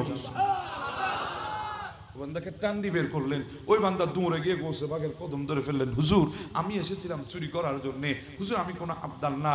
গোসে বাগ বলে আমি জানি এসেছিলি চুরি করে দুনিয়ার ধন কামাইতে, আমি তোমাকে এমন ধন দিয়ে দিয়েছি যেটা কামাইতে চাইলেও কামানো যায় না, যাও তোমাকে আবদাল বানিয়ে দিয়েছি। তবে শোনো, আমি তোমাকে হেলাফত দিলাম, তোমাকে আবদাল বানিয়ে দিলাম, তুমি আজ থেকে শাম দেশের আবদাল হবে।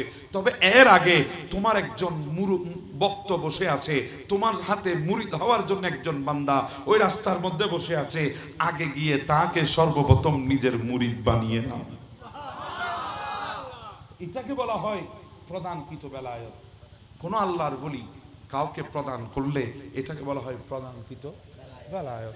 এরপরে আসেন অর্জনকৃত বেলায়েত, ইবাদতের মাধ্যমে আল্লাহর দরবারে চাইতে চাইতে বেলায়েত অর্জন করেছেন। ইবাদত বন্দিগির মাধ্যমে বেলায়েত অর্জন হয়েছে, ইবাদত করতে করতে বেলায়েতের আশিনের মধ্যে পৌঁছে গেছেন।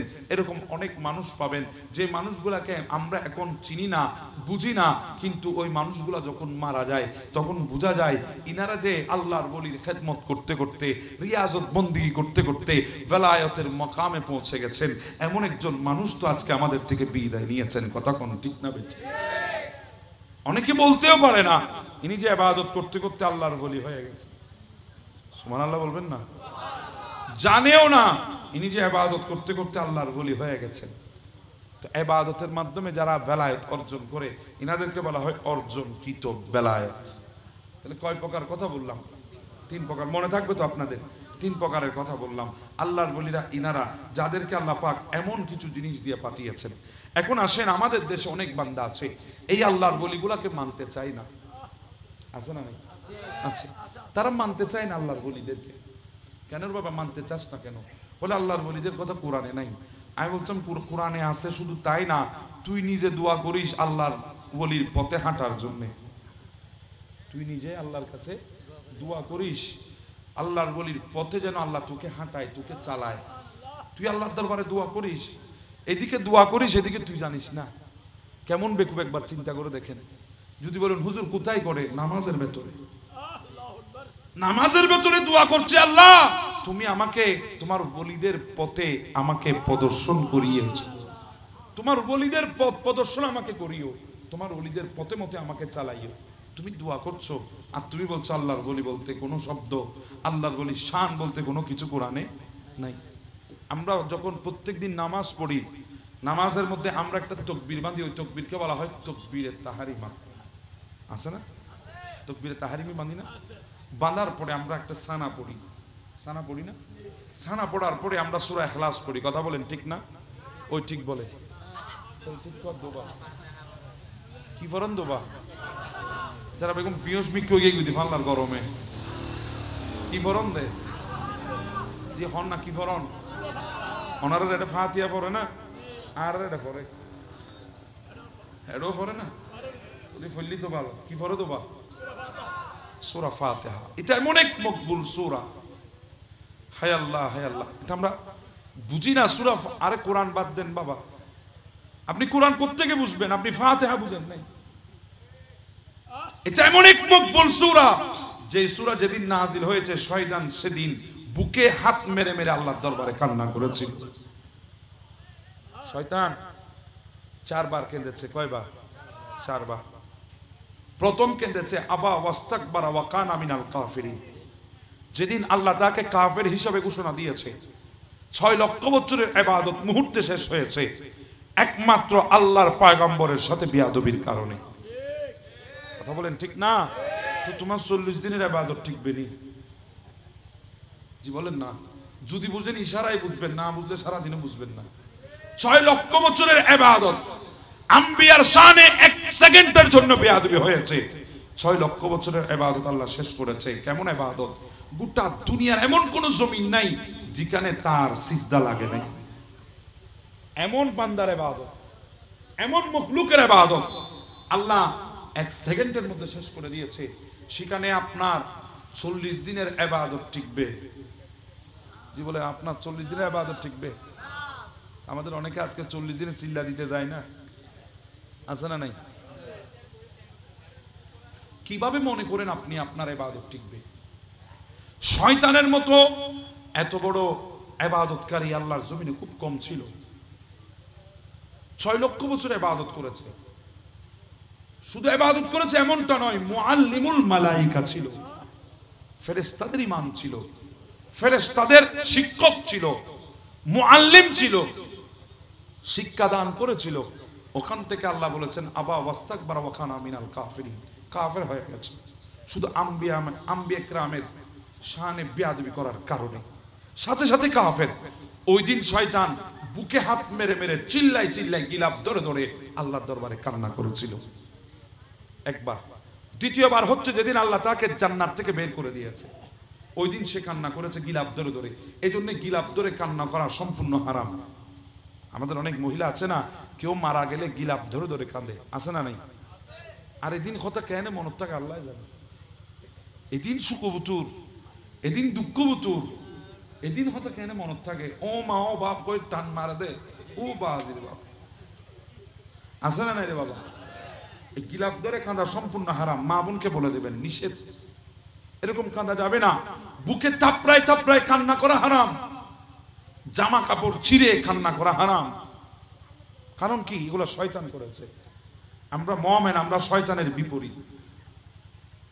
দ্বিতীয়বার শয়তান কেঁদেছে জান্নাত থেকে যেদিন বের করে দিয়েছে ওই দিন। তৃতীয়বার কেঁদেছে 12 রবিউল আউয়াল যেদিন আমার নবীর তশরিফ আবারে হচ্ছে। আরো জোরে বলেন না সুবহানাল্লাহ। শয়তান কেঁদেছে, সৃষ্টিকুল খুশি হয়েছে। তো এখনো গোটা সৃষ্টি জগৎ দুই ভাগে বিভক্ত। একদল খুশি হয় আর একদল কাঁদে। কথা বলেন ঠিক না? একদল খুশি হয় আর একদল চিল্লায়। আছে না নাই? আছে। তাহলে বুঝবেন ওখান থেকে মুমিনের সিলসিলাও চলছে, ওখান থেকে শয়তানের সিলসিলাও চলছে। কথা বলেন ঠিক না? আমরা শয়তান থেকে মাহরুম নই, এখনো শয়তানের ভেতরে আছি না নাই? আল্লাহ আমাদেরকে হেফাজত করুন। চতুর্থবার কেঁদেছে যেদিন সূরা ফাতিহা নাজিল হয়েছে।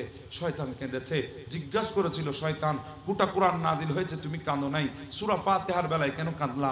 বলে কেন কাঁদবো না, কারণ হলো সূরা ফাতিহা এমন একটা সূরা আমি আল্লাহর বান্দাগুলাকে সারাদিন আল্লাহর নাফরমানির মধ্যে রাখবো, আল্লাহর নাফরমানির মধ্যে ডুবিয়ে রাখবো, গুনার মধ্যে নিমজ্জিত রাখবো। আর ওই বান্দাগুলা যখন মসজিদের মিনার থেকে মুয়াজ্জিন কল দিবে হাইয়া আলাস সালাহ, আই ইবাদতের দিকে, হাইয়া আলাল ফালাহ, আই কল্যাণের দিকে, মুয়াজ্জিনের কলটা রিসিভ করে যখন আল্লাহর বান্দাগুলো দৌড় দেবে, মসজিদে ঢুকে যাবে, তাকবীরে তাহরিমি করে যখন সানা পড়ার পর সূরা ফাতিহা পড়বে, ওই সূরা ফাতিহার উসিলায় সারা দিনের গুনাহ আল্লাহ মাফ করে দেবেন। এই জন্য আমি কান্না করছি। সুবহানাল্লাহ।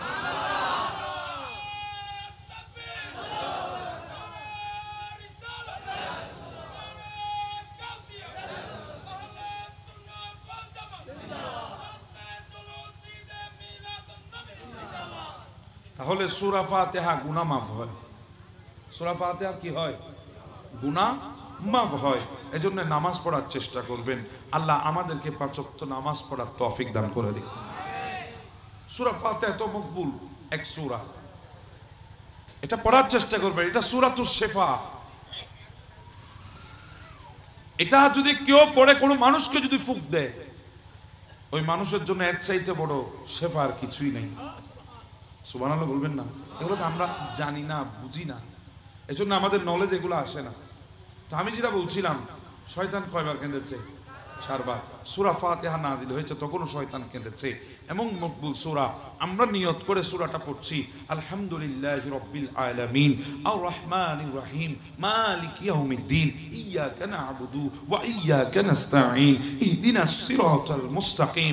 আল্লাহর দরবারে দোয়া করছি, আল্লাহ তুমি আমাদেরকে সিরাতে মুস্তাকিমের পথে চালাও, এমন এক পথে তুমি আমাদেরকে চালাবে, সিরাতাল্লাযিনা আনআমতা আলাইহিম, যেই পথের মধ্যে তুমি নিয়ামত দিয়েছো, যেই পথের মধ্যে তুমি করুণা করেছো।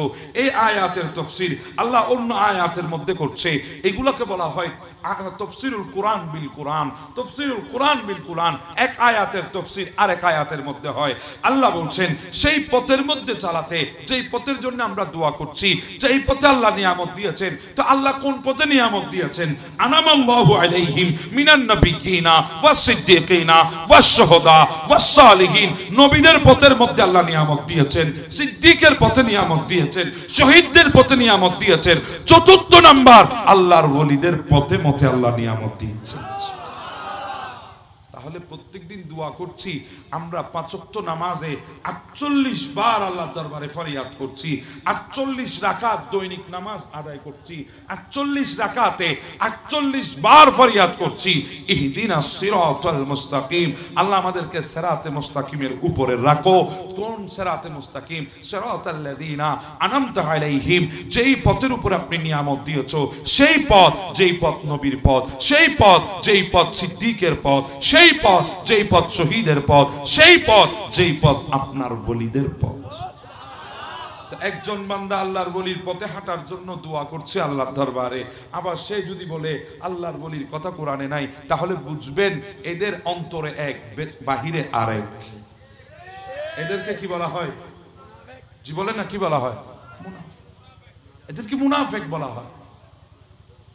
আপনি দোয়া করছেন আল্লাহর দরবারে সিরাতে মুস্তাকিমের উপরে চালাও, আবার এদিকে আপনি বলছেন আল্লাহর ওলি বলতে কোন শব্দ কোরআনে? আরে বাবা, আমরা আল্লাহর ওলিদেরকে মুহাব্বত করি, তার পেছনেও কারণ আছে, এমনি করি না। ইনাদের প্রতি আমাদের মুহাব্বত রাখি, এমনি করি না। সমস্ত হক্কানি আল্লাহর ওলি আমাদের মাথার তাজ, একজনকেও বাদ দিয়ে সামনে চলা যাবে না। ইনাদের মুহাব্বত কিয়ামতের ময়দানে আমাদের জন্য বড় নাজাতের উসিলা। আমার নবীর দরবারে এক সাহাবী এসে জিজ্ঞাসা করেছিলেন, মাতা সাআত ইয়া রাসূলুল্লাহ, ওগো আল্লাহর নবী, কিয়ামত কখন? আমার নবী জিজ্ঞাসা করেছিল, তুমি কিয়ামতের জন্য কি অর্জন করেছো? সেই বান্দাটা জবাব দিচ্ছে, ইয়া রাসূলুল্লাহ, আমার কিছুই নাই, কোনো কিছুই নাই। অথচ তিনি আমার নবীর পেছনে নামাজ আদায় করতেন, অথচ আমার নবীর সরাসরিয়তের উপর তিনি ছিলেন, গোটা জীবনটা নবীর দ্বীনের উপরে কাটিয়েছেন। ওই বান্দাটা বলছে আমার কাছে কিছুই নাই। তার কারণ কি?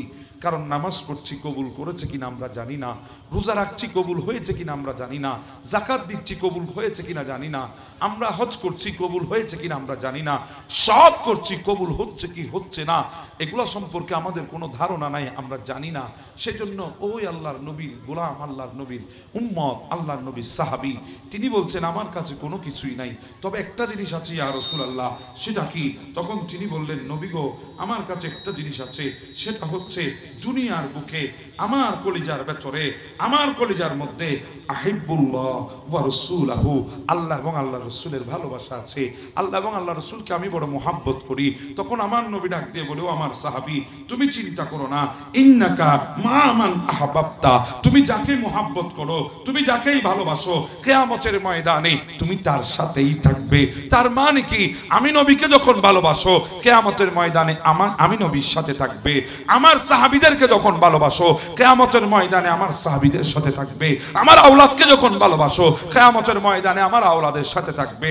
আমি নবীর দ্বীনের উপরে যারা কাটিয়েছে, যারা আল্লাহর ওলি, তাদেরকে যখন মুহাব্বত করো, কিয়ামতের ময়দানে আল্লাহর ওলিদের সাথেই থাকবে। আসল যদি আল্লাহর ওলিদের সাথে হয়, আপনার আমার আর কোনো টেনশন আছে?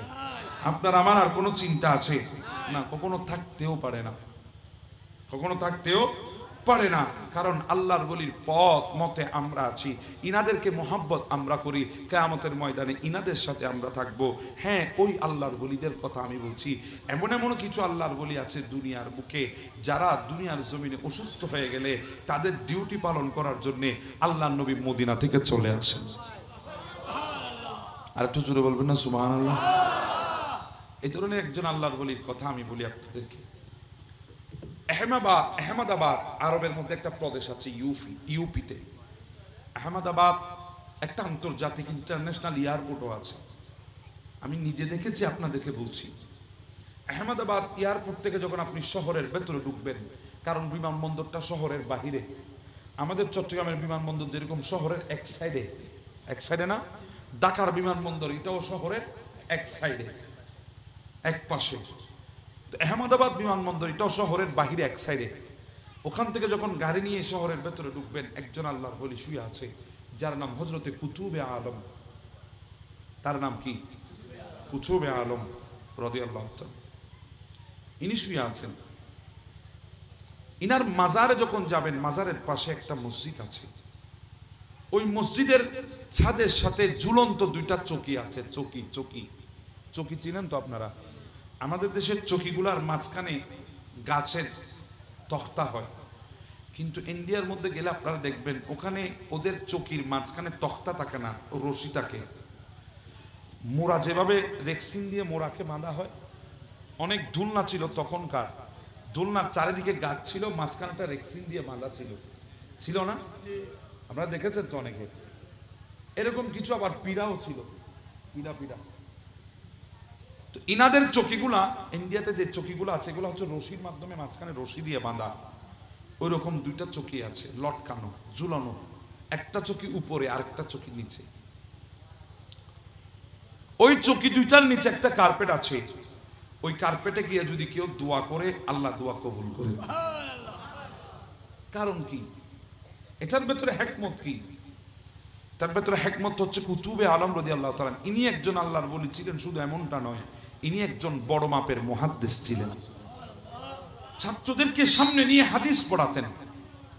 তো একদিন তিনি অসুস্থ হয়ে গেছেন, 40টা দিন দরস দেওয়ার জন্য তিনি আসতে পারে নাই। কয়দিন? এমন কেউ ছিল না যাকে দিয়ে খবর পাঠাবে, এমন কেউ ছিল না যাকে দিয়ে সংবাদ পাঠাবে আমি অসুস্থ, আসতে পারছি না, এমন কেউ ছিল না। 40টা দিন অতিবাহিত হয়ে গেছে। মনে মনে চিন্তা করছেন, জানি না আমার ছাত্রগুলো আছে কিনা, 40 দিন আমার অনুপস্থিত, আমার গ্যাপ, আমার ছাত্ররা মনে হয় চলে গেছে। এই চিন্তা অন্তর নিয়ে আসছেন, এসে দেখতেছেন ওনার ছাত্ররা সবাই দরস নেওয়ার জন্য বসে আছে। উনি এসে বলছেন, ছাত্ররা আমি তোমাদের কাছে অনেক নাই। হঠাৎ একজন ছাত্র দাঁড়িয়ে বলে, হুজুর কি বলেন, আপনি তো গতকালকেও আমাদেরকে দরস দিয়েছেন। গতকালকেও কি দিয়েছেন? দরস দিয়েছেন, আমাদেরকে গতকালকেও হাদিস পড়িয়েছেন। ইনি এই কথাটা শুনে শকড হয়ে গেলেন, অবাক হয়ে গেলেন। কিন্তু রাজ উনি লুকিয়ে রেখেছেন, উনি কাউকে বলছে না উনি যে 40 দিন আসে নাই। এই কথাটা কাউকে আর বিশ্বাস নেওয়ানোর চেষ্টা তিনি করছে না। ইনি কথাটা শুনে চুপ হয়ে গেলেন। দরস শেষ হয়ে গেল, ইনি ওই চকির মধ্যে আস্তে করে ঘুমিয়ে গেলেন। ওনার যখন ঘুম চলে আসলো, উনি ঘুমের মধ্যে দেখছেন আমার নবী তশরিফ এনেছেন। মান রানি ফিল মানামি ফাকাদ আল হক। আমার নবী বলে, কেউ যদি ঘুমের ভেতরে আমি নবীকে দেখে তাহলে সে আমাকেই দেখেছে। এখানে দ্বিতীয় আর কেউ আমার সুরত নিয়ে আসার কোনো সুযোগ, আমাকেই দেখেছে। আমার নবী এসে বলছেন, কুতুবে আলম, এই সোনামণি, সোনামণি বললেও দোষ, বড় জ্বালা আছে। সোনামণিও দোষ, মুরব্বিও দোষ। আমাদের একজনরে ডুবাইছে বসেন বসেন বলি, তাদের একজন ডুবছে মুরব্বি বলি। কথা বলেন ঠিক না? এই মুরব্বি বলার কারণে আনোয়ারাতে দেখলাম 19 তারিখ, আনোয়ারা 19 তারিখ আনোয়ারাতে নিজের নানিকে, চাচাতো নানি, একটা মেয়ে নিজের চাচাতো নানিকে শুধু মুরব্বি বলেছে। ওই মহিলা রাগে ওই মেয়েটাকে গরম পানি ছিটিয়ে মেয়েটাকে জ্বলসিয়ে দিয়েছে। আউযুবিল্লাহ বলবেন না? আচ্ছা, মুরব্বি শব্দটার মধ্যে এমন কি আছে? হন না খলিবাজি বালা আনা, আরো ভালো আনা। মুরব্বি বললে এটা তো গালি না, এটা কি গালি নাকি? মুরব্বি বলে আপনাকে সম্বোধন করেছেন। মুরব্বি মানে আপনি সব জানতা, আপনি সব জানেন, এজন্য আপনি মুরব্বি হয়েছেন। আপনি জানেন বলে আমরা দুনিয়ায় দেখেছি, বুঝেন না? মনে হয় আপনারা জানেন বলে আমরা কি দেখেছি? দুনিয়া দেখেছি। আপনারা জানেন বলে আমরা দুনিয়া শিখেছি। সুবহানাল্লাহ বলবেন না? তো বাবাদেরকেও বলবো আমি, আমার ভাইদেরকে, মুরব্বি বলে বলে এগুলাকে অতিরিক্ত ট্রল করার চেষ্টা করবেন না। এগুলার কারণে অনেক সময় মানুষের ভেতরে রাগ চলে আসে, খুব চলে আসে, তখন একটা দুর্ঘটনা ঘটে যায়। কথা বলেন ঠিক না? যেমন আনোয়ারাতে হলো, মুরব্বি বলেছে নাতনি, এক নাতনি বলেছে চাচাতো নানিকে, ওই নানি সহ্য করতে না পেরে গরম পানি মারি দিছে। আমাদের ভেতরে কোথায় এখন মানবতা নাই, হিংস্রতা আছে। কথা বলেন ঠিক না? আয়ামে জাহেলে যুগ থেকে কোনো অংশ আমরা এখন কম না। ওই জাহেলে যুগে মানুষ ছিল, মনুষ্যত্ব ছিল না, মানব ছিল, মানবতা ছিল না, ইনসান ছিল, এহসান ছিল না। ঠিক তদরূপ এখন আমরা মানুষ আছি, ভেতরে মনুষ্যত্ব নাই। যদি থাকতো কোনো মানুষকে ভাত খাওয়াইয়ে পিটিয়ে মারতো না। যদি থাকতো কোনো মানুষকে খাম্বার সাথে বেঁধে পাওনাদারকে সামান্য কিছু টাকার জন্য গান গেয়ে গেয়ে নেচে মানুষকে মেরে ফেলতে পারতো। এখন আমাদের ভেতরে ইনসানিয়ত নাই। ইনসান আমরা এমনি ইনসান, ভেতরে ইনসানিয়ত নাই। এটা আয়ামে জাহেলে যুদ্ধে কোনো অংশে কম না, এটা চলছে। এজন্য এখন সতর্ক থাকার জন্য চেষ্টা করবেন, ফিতনা ফাসাদ থেকে নিজেকে দূরে রাখার চেষ্টা করবেন। আল্লাহ আমাদেরকে হেফাজত করুন। বড় এক ফিতনার জামানা চলছে, বড় অবাক লাগে। কোথায় জানেন? গোটা বিশ্বের মধ্যে আজকে যদি কেউ কোন একজন ব্যক্তিকে নিয়ে যদি কমেন্ট করে, কোন একজন ব্যক্তিকে যদি কটূক্তি করে, তখন তার বিরুদ্ধে বিশ্ব ব্যবস্থা নেয়। কথা বলেন ঠিক না? বড় বড় যারা রাজনীতিবিদ আছে, প্রেসিডেন্ট আছে, প্রধানমন্ত্রী আছে, এদের সামনে কটাক্ষ হলে তাকে গ্রেফতার করা হয়, তাকে শাস্তির আওতায় আনা হয়। কিন্তু আজকে সেই বিশ্বে, যে বিশ্বে আপনি মূর্তি আঘাত করতে পারবেন না, বিধর্মীদের উপরে আঘাত করতে গেলে বড় নিউজ হয়ে যায় সংবাদের মধ্যে। তাই বলে আমি বলছি না আপনি মূর্তির মধ্যে আঘাত করেন, তাই বলে আমি বলছি না আপনি বিধর্মীকে আঘাত করেন। আপনি যদি একটু এদিক ওদিক যদি তাদের ব্যাপারে বলে দেন, গোটা পৃথিবী আজকে এক হয়ে যায়, তাদের বিরুদ্ধে কিছু বলা যায় না। গোটা পৃথিবী থেকে মানবতা সংগঠনগুলো জেগে ওঠে। কোনো একজন বিধর্মীকে নিয়ে যদি কেউ যদি খারাপ মন্তব্য করে, অন্তরে কুমন্ত্র আনে এবং কোনো বিধর্মীর উপরে যদি আঘাত করে, গোটা বিশ্বের মানুষগুলা এক হয়ে যায়। তারা স্লোগান লাগায় মানবতার, স্লোগান জেগে ওঠে তাদের ভেতরে মনুষ্যত্বতার, স্লোগান জেগে ওঠে তাদের ভেতরে মানবতার। কিন্তু আমার বাবারা, আজকে সেই পৃথিবীর বুকে, যেই পৃথিবীর বুকে মানুষ ছিল, মানবতা ছিল না, যেই পৃথিবীর বুকে, যেই পৃথিবীর মধ্যে ইনসান ছিল, ইনসানিয়ত ছিল না, আমার নবী এসে মানবতা প্রতিষ্ঠা করেছেন, ইনসানিয়ত প্রতিষ্ঠা করেছেন। আমার নবী মানুষের ভেতরে ইহসান জেগে তুলেছেন। সেই নবীর বিরুদ্ধে আজকে কটাক্ষ হয় ওই বোম্বাই শহরের মধ্যে, আর বোম্বাইয়ের সেনা সদস্য তাকে সাপোর্ট করে আমার নবীর শানে বেয়াদবিকে। আজকে সেখানে লক্ষ লক্ষ মুসল্লি একত্রিত হয়েছে আমার নবীর নামুসের জন্য, অথচ বিশ্বের কোন মিডিয়া সেটাকে কভার পর্যন্ত দেয় না, যাতে বিশ্বের মানুষ জানতে না পারে মুসলমান ফুঁসে উঠেছে।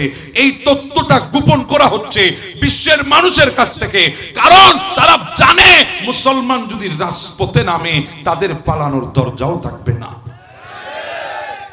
কথা বলেন ঠিক না? কারণ মুসলমান সব সহ্য করতে পারবে, নবীর ইজ্জতের উপরে যখন হামলা হয় মুসলমান তখন সহ্য করতে পারে না। তো বলছিলাম ওই কুতুবে আলম রাদিয়াল্লাহু তাআলা ইনি শুয়ে গেছেন, স্বপ্নে নবীকে দেখেছেন। আমার বড় একটা দ্বিধাদ্বন্দ্বের মধ্যে তুমি আছো, তুমি 40টা দিন আসতে পারো নাই, কিন্তু তোমার ছাত্ররা বলছে তুমি গতকালকেও এসেছো। বলে হ্যাঁ ইয়া রাসূলুল্লাহ, কুতুবে আলম তুমি তো আমাকে মোহাব্বত করে হাদিস পড়াতে, এত বেশি মোহাব্বত আমাকে দেখিয়েছো। হ্যাঁ আল্লাহ, কিভাবে বলি? ইমাম মালিক রাদিয়াল্লাহু তাআলা ইনি আমার নবীর হাদিস পড়াচ্ছিলেন, একটা বিচ্ছু এসে ওনাকে একবার দুইবার নয় 17 বার কামড় দিয়েছে। বিচ্ছুর বিষ কম না বেশি রে বাবা? যন্ত্রণা বেশি, অনেক সময় মানুষ পর্যন্ত মারা যায়, এমন বিষাক্ত বিচ্ছু 17 বার কামড় দিয়েছে। হযরত ইমাম মালিক রাদিয়াল্লাহু তাআলা ইনি কিন্তু এক সেকেন্ডের জন্য উফ করে নাই, রসুলের হাদিস বন্ধ করে নাই। বিচ্ছুটা 17 বার কামড়ানোর পরে যখন চলে গেল, ইমাম মালিক রাদিয়াল্লাহু তাআলা হাদিস পড়ানো শেষ করে কিতাব যখন বন্ধ করেছেন, তখন নিচের দিকে হয়ে চোখের পানি ছেড়ে দিয়েছে। ছাত্ররা বলছে হুজুর আপনি কাঁদছেন কেন? বলে বাবা বিষের যন্ত্রণা সহ্য করতে পারছি না। বলে কিসে কামড় দিয়েছে? বলে বিচ্ছু কামড় দিয়েছে। দেখছে কাপড় তুলে দেখছে, একটা দুইটা কামড় নয় 17টা কামড় মেরেছে। হুজুর আমাদেরকে বলেন নাই কেন? বলে বাবা একটা কথা তোমাদের কাছ থেকে জানতে চাই, আমাকে একটু বলো আমার জানের দাম বেশি না আমার রসুলের হাদিসের দাম বেশি? বলে অবশ্যই আপনার জানের চাইতে রসুলের হাদিসের দাম বেশি। ও আমার ছাত্ররা, আমার তালেবরা, আজকে যদি আমার জানও চলে যায় আমার কোনো ধরনের দুঃখ থাকবে না, কিন্তু আমার রসুলের হাদিসকে কিভাবে আমি বন্ধ করি? আর এইটুকুর মধ্যে যদি আমার জান চলে যেত আমি তো তকদিরওয়ালা হয়ে যেতাম, কারণ রসুলকে গিয়ে বলতে পারতাম ইয়া রাসূলুল্লাহ আপনার হাদিস মুবারাকা পড়াতে পড়াতে আমি দুনিয়া থেকে বিদায় হয়ে আপনার নবুয়তের কুলে চলে এসেছি।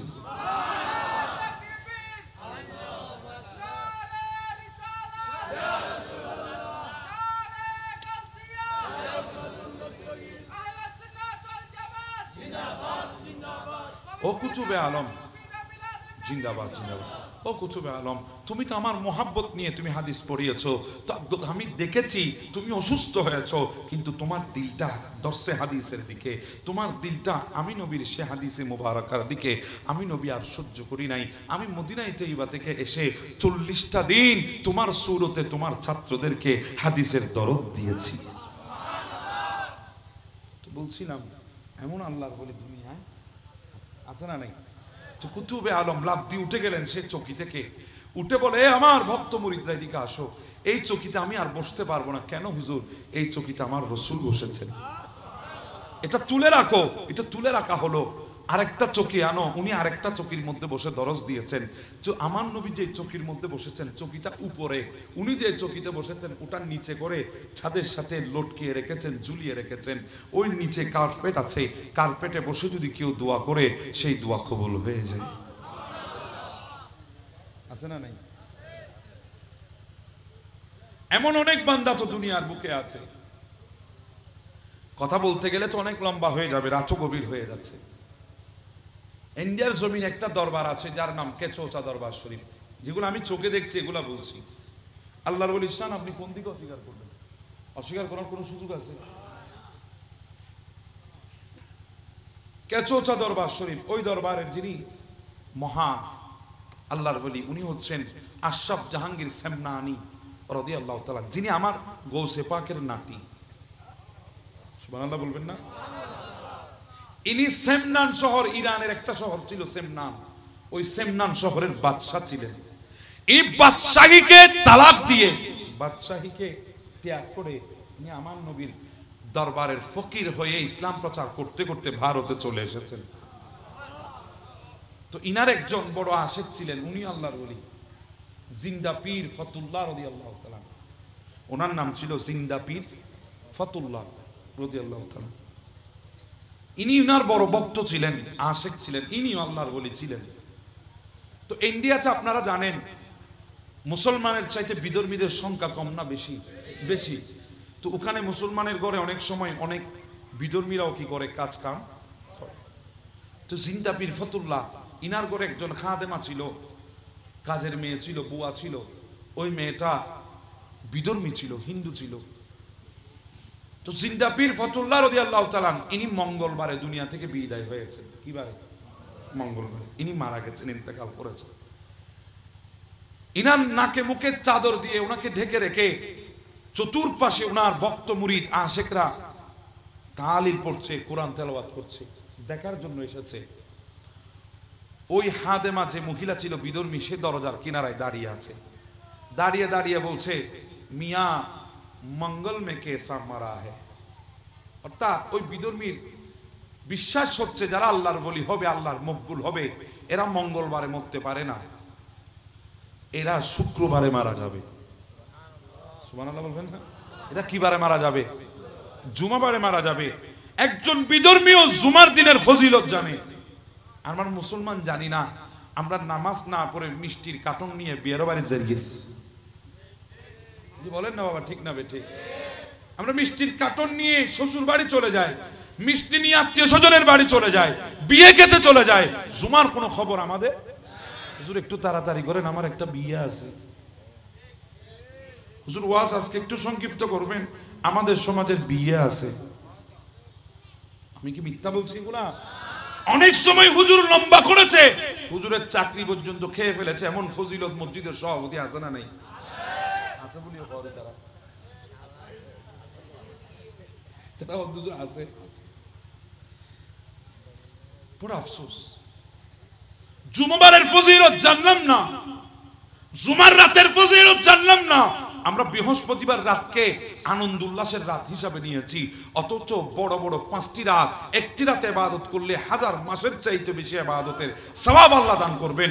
তন্মধ্যে একটা বড় রাত হচ্ছে 5 রাতের একটা, সেটা হচ্ছে জুমার রাত। আর সেই জুমার রাতে আমরা নিজের বিয়ের অনুষ্ঠান নাম দিয়ে ব্যান্ড শো করছি, প্যাকেজ অনুষ্ঠান করছি। ওরে কি ইবাদত, নাচতে নাচতে মাটি পর্যন্ত তল ফেলাই দিতেছি। ভুল বলছি নাকি আমি? অনেক সময় ফজরের আজান চলছে, এরপরেও গান বন্ধ।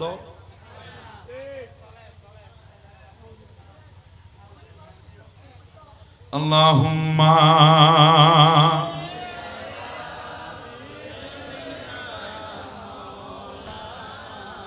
মুহাম্মাদ ওয়া আলা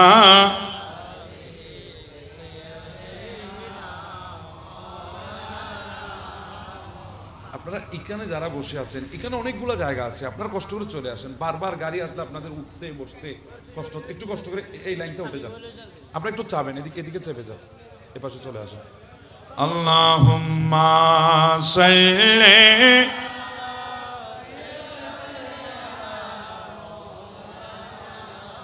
মুহাম্মাদ আলা আলে।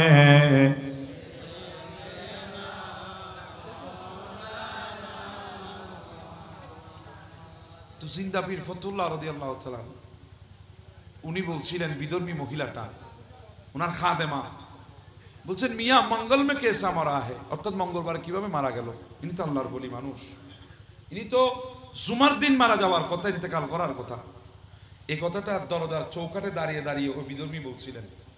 এতটুকুর মধ্যে জিন্দা পীর ফতুল্লাহ ইনি তো শোয়া ছিলেন, মুখে চাদর ছিলেন, ইনি চাদরটা টান দিয়ে লাফ দিয়ে উঠে বসে বলেন, কোন দিন মরনা হে।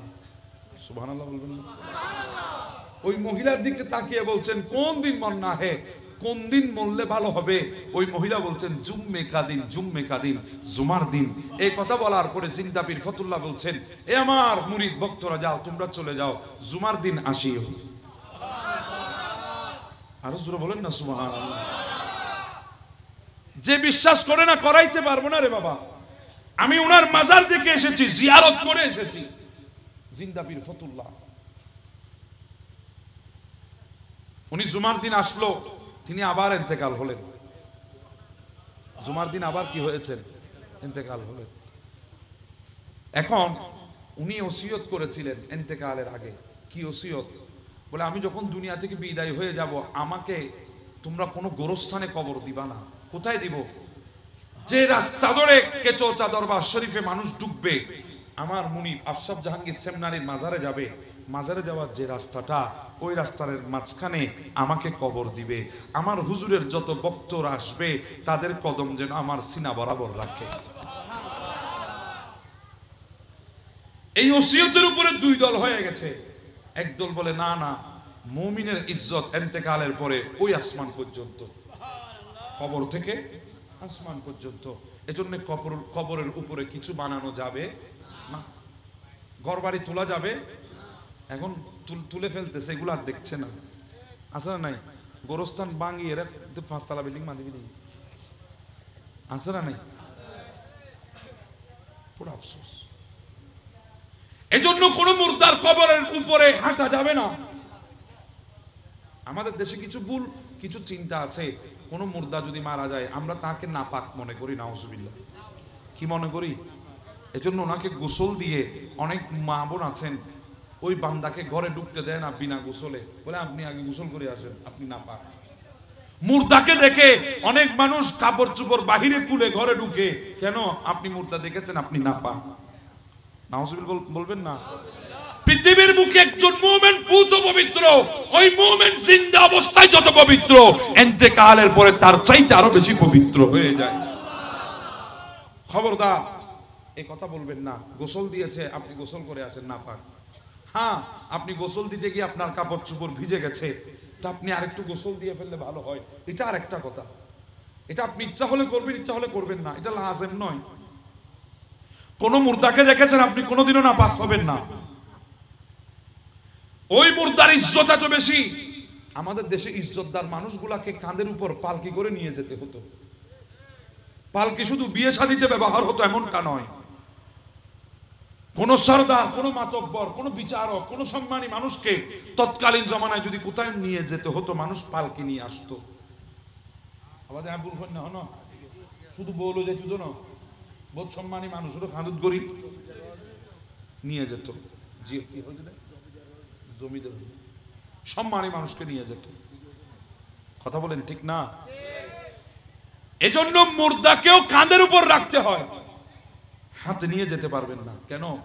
উনি সম্মানী মানুষ, ওনাকে কাঁধের উপর নিয়ে যেতে হবে। সুবহানাল্লাহ। উনার সামনে কেউ হাঁটতে পারবেন না, উনি সবার সামনে থাকবে, সবাই ওনার পেছনে থাকবে। কারণ সম্মানী মানুষের সামনে হাঁটা যায়। সবাই পেছন থেকে স্লোগান দেবেন, সম্মানী মানুষকে স্লোগান দেওয়া হয়। ওই মইয়ত সম্মানী ওনাকে স্লোগান দিবেন, আল্লাহু রাব্বি মুহাম্মদ নবী সাল্লাল্লাহু আলাইহি ওয়াসাল্লাম।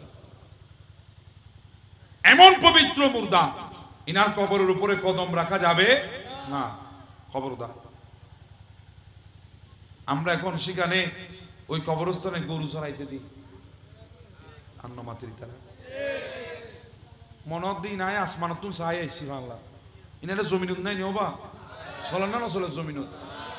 গোরস্থানের মধ্যে গরু গরু ডিরে দিয়েছি রে গোরস্থান এবার গোরস্থানের সরি বলি খা ইত্যাদি শুধু সরের দেন না ফেসা করে ফেহানাও করে তো খালি বাদে অনন যাবেন খালি অনন যাবেন না তো অনর খবর অব্দি গরু মৃত্যু না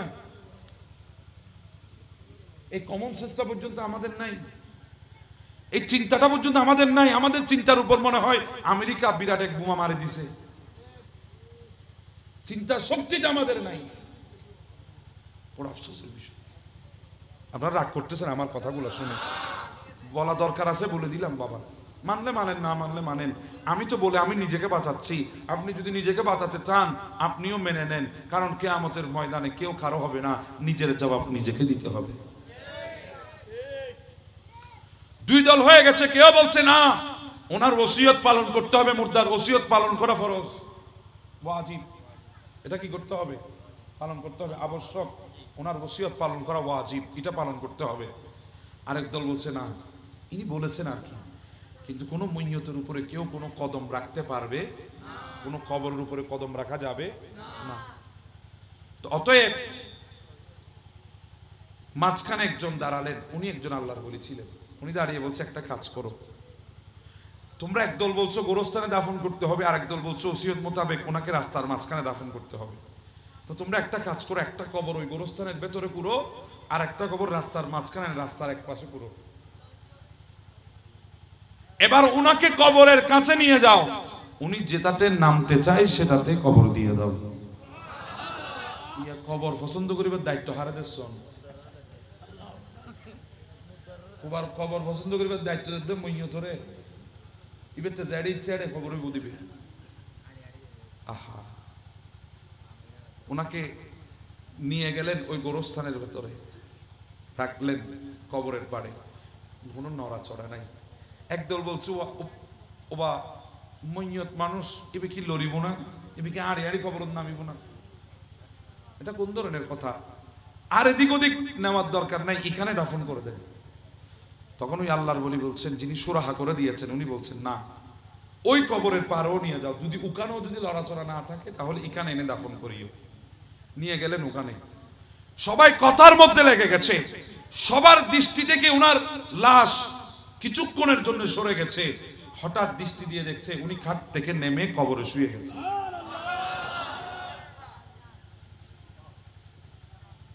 আজীব ওনাকে কবর দিচ্ছেন একজনে বলছেন ওই দেখেন মুর্দা তো নেমে গেছে ঠিক আছে কবর দিয়ে দাও কবর দিচ্ছেন দেরি হচ্ছে মাটি দিতে সময় লাগছে উনি কাফনের কাপড়টা সরিয়ে বলছে জলদি করনা মেরে কবর মে মেরে রসুল আ গায়া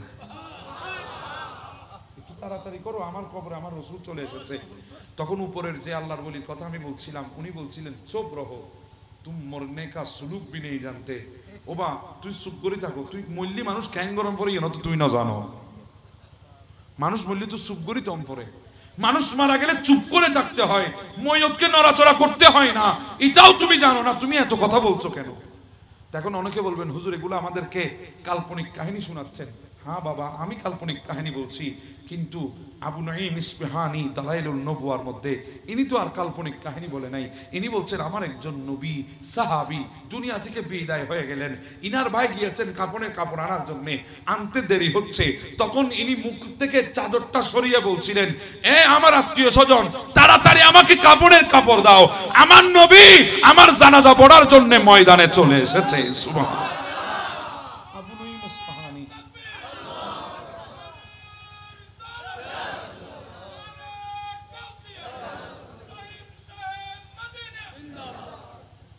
আবু নাঈম ইসফাহানী দালাইলুন নবুয়ার মধ্যে তো আর ভুল লেখেন নাই উনি তো আমার মতো ব্যক্তি না সুবহানাল্লাহ বলবেন না পারলে ওনাকে গিয়ে জবাব দেন আল্লাহর ওলির শান সব কানে আছে তোদের মতো বেকুবের নসিবে নাই আমরা কি করতাম অনেক দিন আল্লাহর ওলির শানের বিরুদ্ধে বলেছে শেষমেশ দেখছে যখন চলতেছে না তখন এক দুই তরিকার নয় একটাকে নিয়ে আইছে 8 তরিকার খলিফা কয় তরিকা 8 তরিকা বা 8 তরিকার খলিফা 8 তরিকা গোটা দুনিয়া যত তরিকা আছে সব সে নিয়ে বসে আছে আল্লাহ আমাদেরকে বোঝার তৌফিক দান করে দিক আরেকটা সাবজেক্ট দিয়েছেন পীর হওয়ার জন্য শর্ত কি পীর হওয়ার জন্য শর্ত হচ্ছে এমন মুত্তাকি বান্দা, আমি সংক্ষেপে বলে দিচ্ছি, এমন মুত্তাকি বান্দা যার থেকে অনিচ্ছাকৃতভাবেও কোনোদিন একটা মুস্তাহাবও ছুটবে না। কি ছুটবে না? মুস্তাহাব মুস্তাহাব মুস্তাহাব আমল পর্যন্ত যার কাছ থেকে ছুটবে না, উনি হচ্ছেন আল্লাহর ওলি। কথা বুঝতেছেন? আর আমাদের দেশে কোন আল্লাহর ওলি আছে? অনেক আল্লাহর ওলি, অনেক পীর। এদিকে খানাকার মধ্যে নামাজ চলছে, মসজিদে নামাজ চলছে, ওরা ফিসাব হুজুরাত বসে আছে। কিরে বাবা, হুজুর নামাজ পড়বে না? খবরদার, হুজুর হালতে আছে।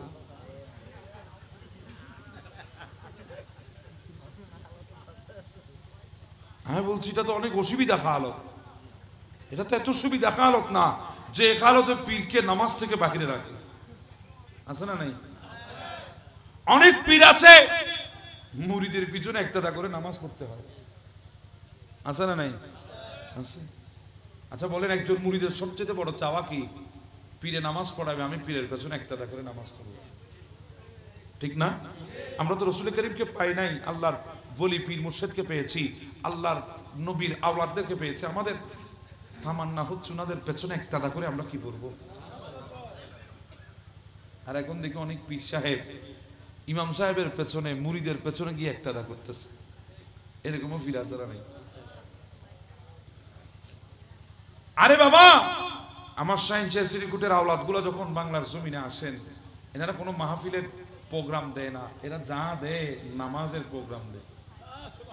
জোহরের ওয়াক্তের নামাজ, আসরের ওয়াক্তের নামাজ, মাগরিবের ওয়াক্ত, ইশারের ওয়াক্ত, ফজরের ওয়াক্তের নামাজের প্রোগ্রাম দেয়। কোনো প্রোগ্রাম নাই, নামাজের প্রোগ্রাম। এনারা নিজেরা ইমামতি করে হাজার হাজার লক্ষ লক্ষ মুরিদদেরকে নামাজ পড়াইতেছে। একটা ওয়াক্ত কোন মুরিদ একটা করেছে দেখাতে পারবেন? কিন্তু এমন এমন দরবার আছে আমার সাইন জয়শ্রীকুটকে ভালো লাগে না, অথচ তাদের দরবারের ইমাম সাহেব ওনার পেছনে একটা করে পীর সাহেব নামাজ পড়তেছে, ওই ইমাম সাহেব পড়ছে আমার হুজুর কেবলার মুরিদ। এরকম আছে না? আমি নিজে জানি, নাম বলবো না, নাম বললে আপনারা চিনবেন। এমন এমন দরবার আছে, ওই দরবারে আমার সাইন জয়শ্রীকুটকে দুই চোখে দেখতে পারে না, অথচ ওই দরবারের যে ইমামের পেছনে তাদের সমস্ত পীররা একটা করে নামাজ পড়ে, ওই ইমাম হচ্ছে আমার মুর্শিদে করিমের মুরিদ। যাদেরকে ওইদিকে সহ্য করবে না, আল্লাহ বলে নামাজের ভিতরে সহ্য করাবো। আল্লাহ আমাদেরকে বোঝার তৌফিক দান করে দিন। তো বলেছিলাম পীর মানি অনিচ্ছাকৃতভাবে যার কাছ থেকে একটা মুস্তাহাব জিনিসও ছুটবে না। যেমন আমি একটা ছোট কথা বলি, সেটা হচ্ছে টয়লেটের মধ্যে বাম পা দিয়ে ঢুকা, এটা কি আমার নবীর সুন্নাত। আমার নবীর কি সুন্নাত। ডান পা দিয়ে বের হওয়া আমার নবীর। এই ছোট সুন্নতটাও যার কাছ থেকে ছুটবে না, এই ছোট জিনিসটাও যার কাছ থেকে ছুটবে না, ওই বান্দাটাই হবে আল্লাহর ওলি। এই ছোট্ট আমলটাও যার ভেতরে থাকবে। এখন আমাদের আছে খনফা দিগলের কোন হিসাব আছে না? আছে। আল্লাহ আমাদেরকে বোঝার তৌফিক দান করে দিন। আমি প্রায় আপনাদেরকে 12টা সত্য বলতে পারবো পীর হওয়ার সত্য, সেদিকে আমি আর যাচ্ছি না, রাত গভীর হয়ে গেছে। আল্লাহ আমাদেরকে আল্লাহর ওলিগুলার শান ও আজমত বোঝার তৌফিক দান করে দিক, আমাদেরকে সেই পথে এবং মতে চলার তৌফিক দান করে দিক। কি অসুবিধা হচ্ছে আপনাদের? আমার ভাই কিছু বলতে চাই মনে হয়। আবার একটু একটা ভাই জিতে বাজ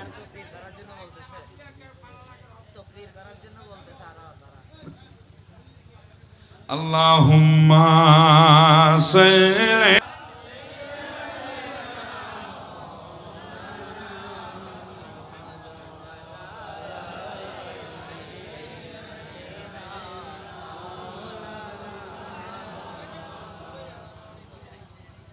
আমাদেরকে কোন পীরের কাছে যদি আমরা যাই বায়াত হওয়ার জন্য, আমরা এখন ওনার শান শৌকত দেখি সব সময়। ওনার শান শৌকতগুলো আমরা দেখে অনেক সময় আমরা ওনার প্রতি আকৃষ্ট হয়ে যাই। আপনি এটা করবেন না। আমাদের করা উচিত উনি আল্লাহ এবং আল্লাহ রসুলের দেওয়া দ্বীনের উপরে আছে কিনা, শরীয়তের উপরে উনি পাবন্দ আছে কিনা, এটা আমাদেরকে দেখতে হবে। শরীয়তের উপর উনি চলছে কিনা এটা আমাদেরকে দেখতে হবে। কোন পীরের মুরিদ কয় লক্ষ এটা দেখলে হবে। এটা যেই একজন ছোটখাটো পীরও হতে পারে, কোনো অসুবিধা। গৌসে পাকের দরবারের সামনে দিয়ে একজন মানুষ প্রত্যেক দিন যেত। ওই মানুষটা গৌসে পাকের দরবার বরাবর আসলে উনি ছাতি দিয়ে গৌসে পাকের দিকে নিজেকে আড়াল করতেন। কথা বুঝেন নাই মনে হয়। গৌসে পাক বসে আছে, উনি রাস্তা দিয়ে যাচ্ছে, উনি যাতে গৌসে পাককে না দেখে, গৌসে পাক যাতে উনাকে না দেখে, উনি ছাতি দিয়ে মাঝখানে আড়াল করতেন।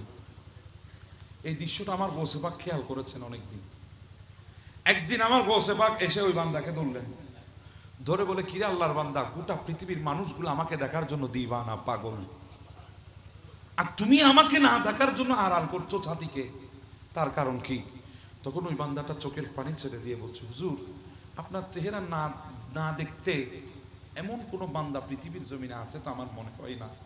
আমি আমার বড় ইচ্ছা থাকে আপনার চেহারাটা দেখবো, কিন্তু হুজুর আমি একজন পীরের মুরিদ, আমার পীরটা ছোট, আমার পীরের তেমন কোনো মুরিদ নাই, একজন ছোট পীর আমার, আমি ওনার মুরিদ।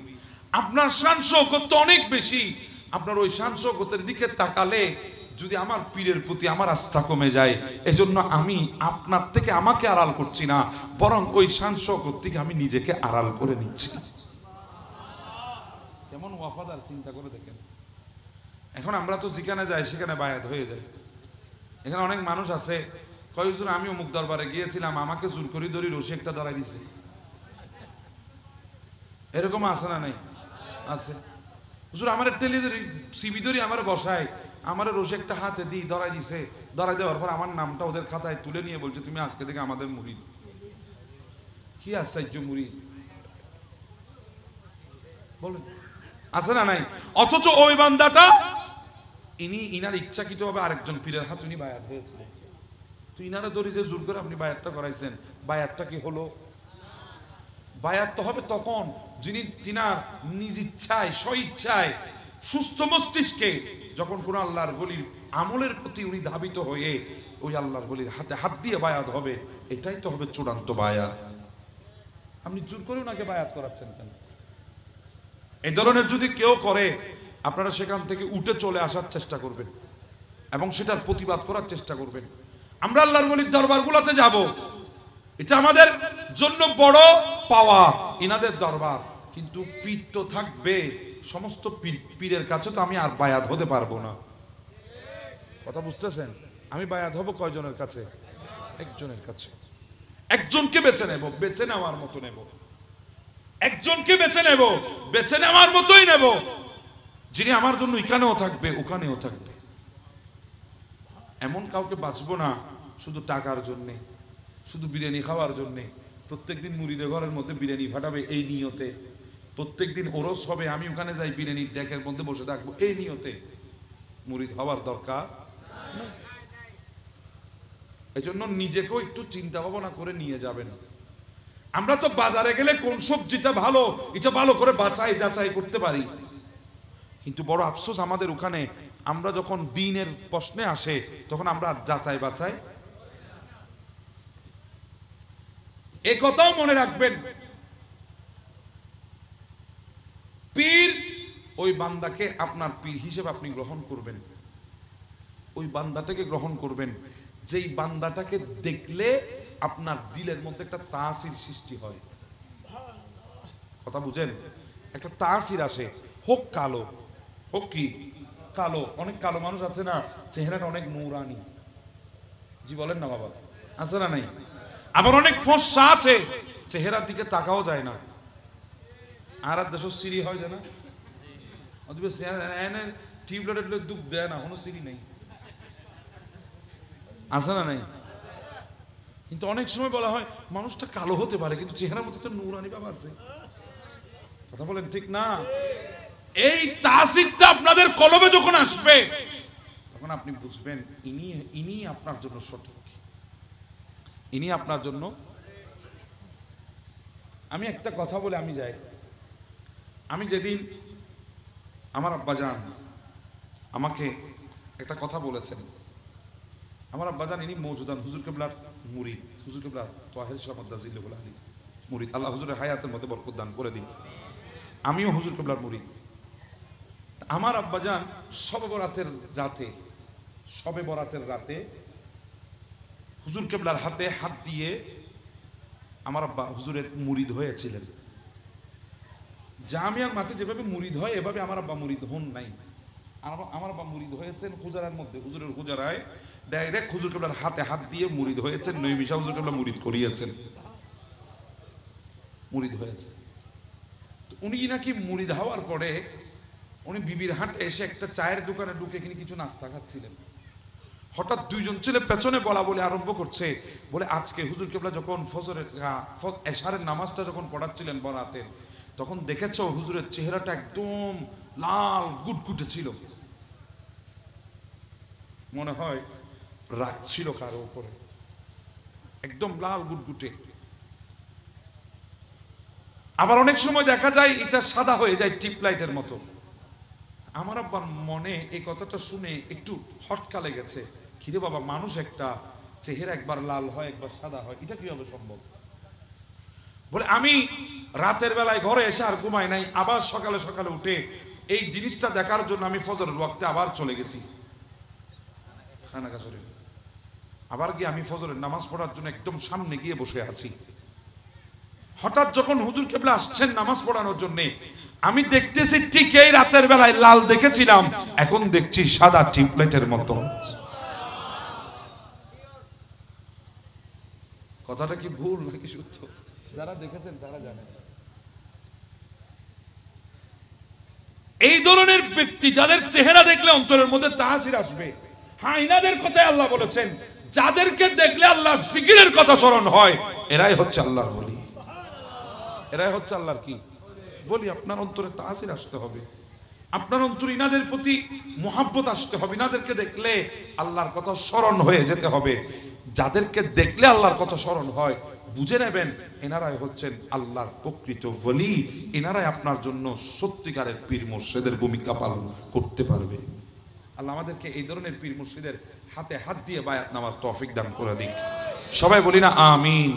যারা এখনো বায়াত হন নাই, আমি অনুরোধ করব, যে যেখানে আছেন, যাকে ভালো লাগে আপনার শরীয়তের উপরে যে পাবন্দ আছে, আল্লাহ নবী সুন্নত তরিকা যার ভেতরে আছে, এমন একজন হক্কানি রব্বানি আল্লাহর ওলির হাতে হাত দিয়ে বায়াত হয়ে যাবেন। এদিক ওদিক যাওয়ার চেষ্টা করবেন না, একটা রাস্তার উপরে থাকবেন, ওই রাস্তাটা আপনাকে মুনিব পর্যন্ত পৌঁছাই দিবে। যদি রাস্তা বদলতে থাকেন, আপনি বলতেছেন হ্যাঁ হুজুর আমি রাস্তা তো চিনি, এইদিকে গেলে এইদিকে যেতে পারবো, এইদিকে গেলে, হ্যাঁ আপনি জানেন, তবে এক রাস্তা ধরে যদি আপনি চলেন, একটা কথা আছে, চেনা পথ দূরে হলেও ভালো, চেনা পথ দূরে হলেও ভালো, অচেনা পথ কাছে হলেও ভালো না। আপনি যেটা চেনেন, যেটার উপরে থাকলে আপনার জন্য সহজ হবে, ওই রাস্তাটা ধরে থাকবেন। আল্লাহ পাক রব্বুল আলামিন আমাদেরকে ওই রাস্তাটা সিরাতে মুস্তাকিম হিসাবে দান করে দিক, আমিন। আমরা একটু দাঁড়িয়ে রাসূলকে সালাম দিই।